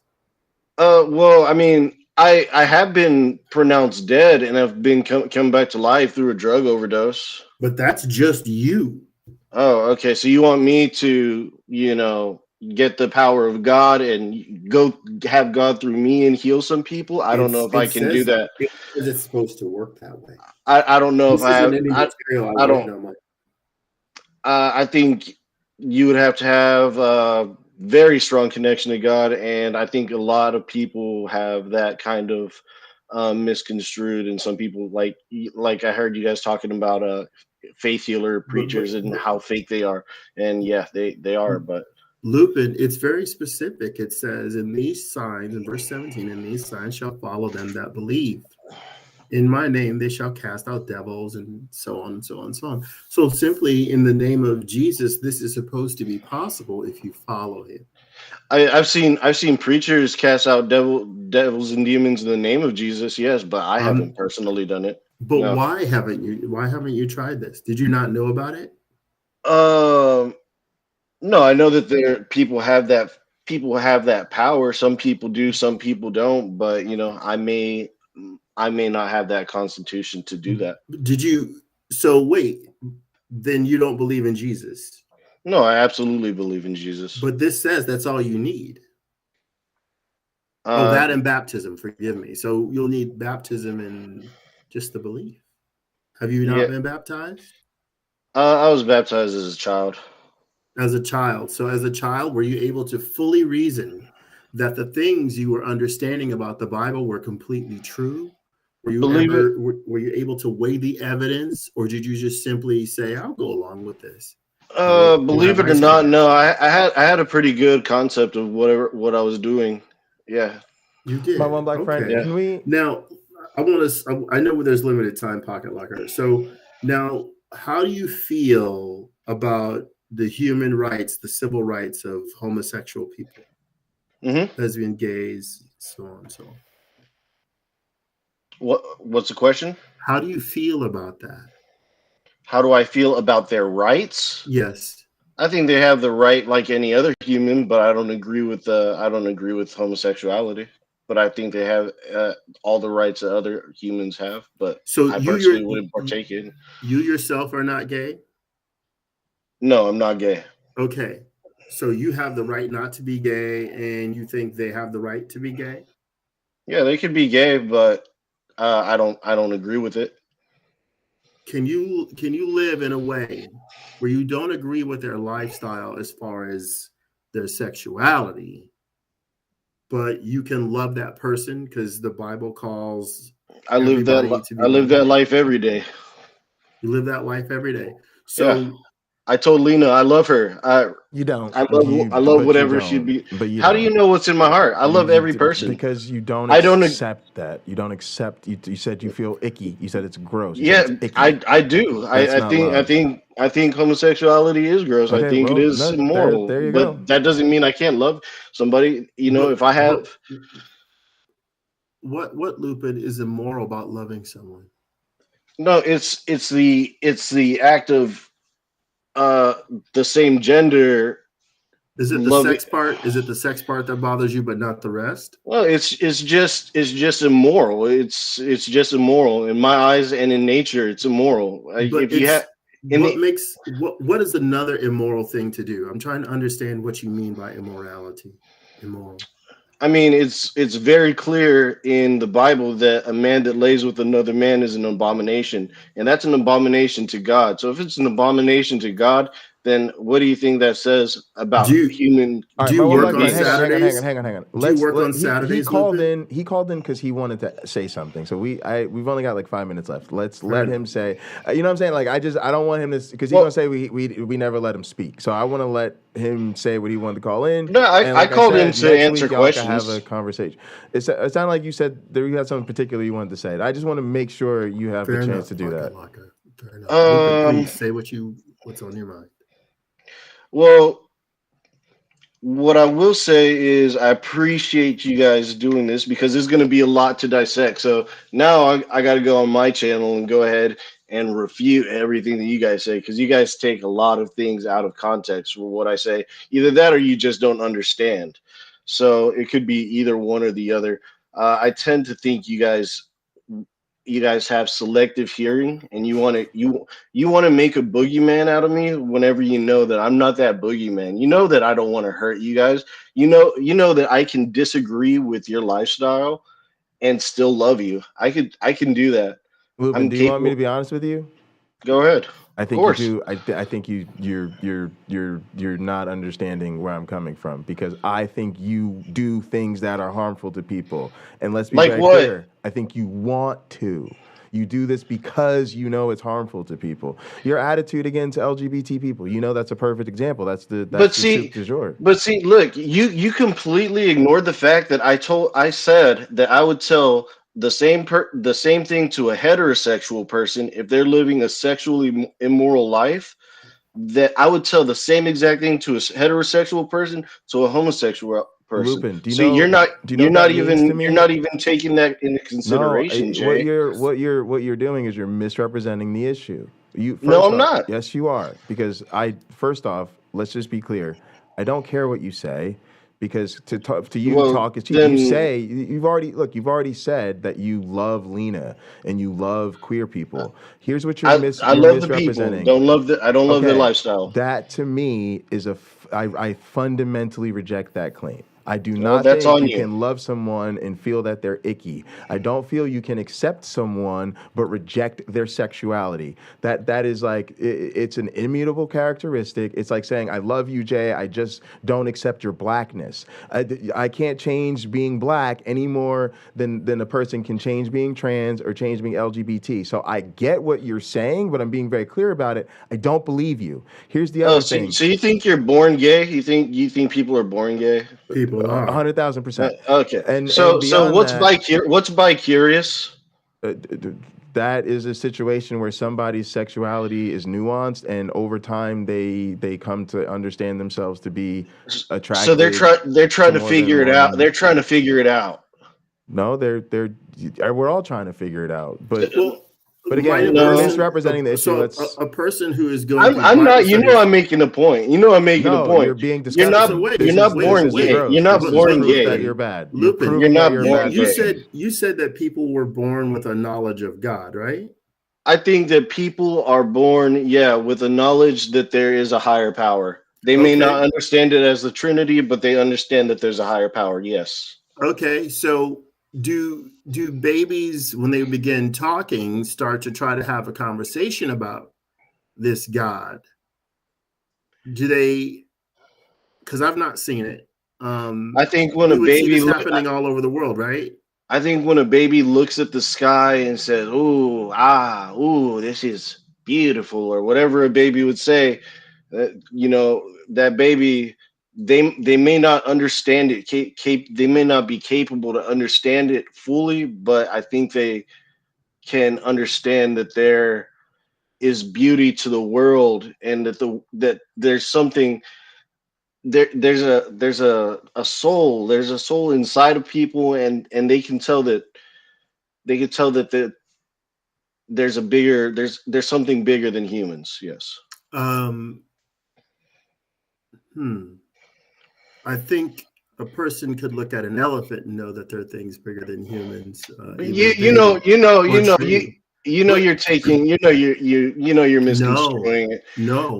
But I'm saying they're looking at the world. I'm saying they're looking at the world and being like, wow, the world is amazing. The world that we live in is amazing. And that there has to be something that creates it. An elephant is just part of the world. That's just part of it. What I mean by the baby. What I mean, yeah, exactly. And yeah, not the baby. too long before that, the baby was not part of the world. If you go back 10 years, it's not a baby anymore. It doesn't exist. Okay. All the elements that will make up that child are already in existence, but the baby is not in existence. Right? Kind of, but I'm not understanding Absolutely, your point. not just kind of. Well, the point is the baby comes along. The baby is introduced into the world. And if it is maybe a situation where the child is a child of people who believe in God, they begin introducing this baby to the God concept.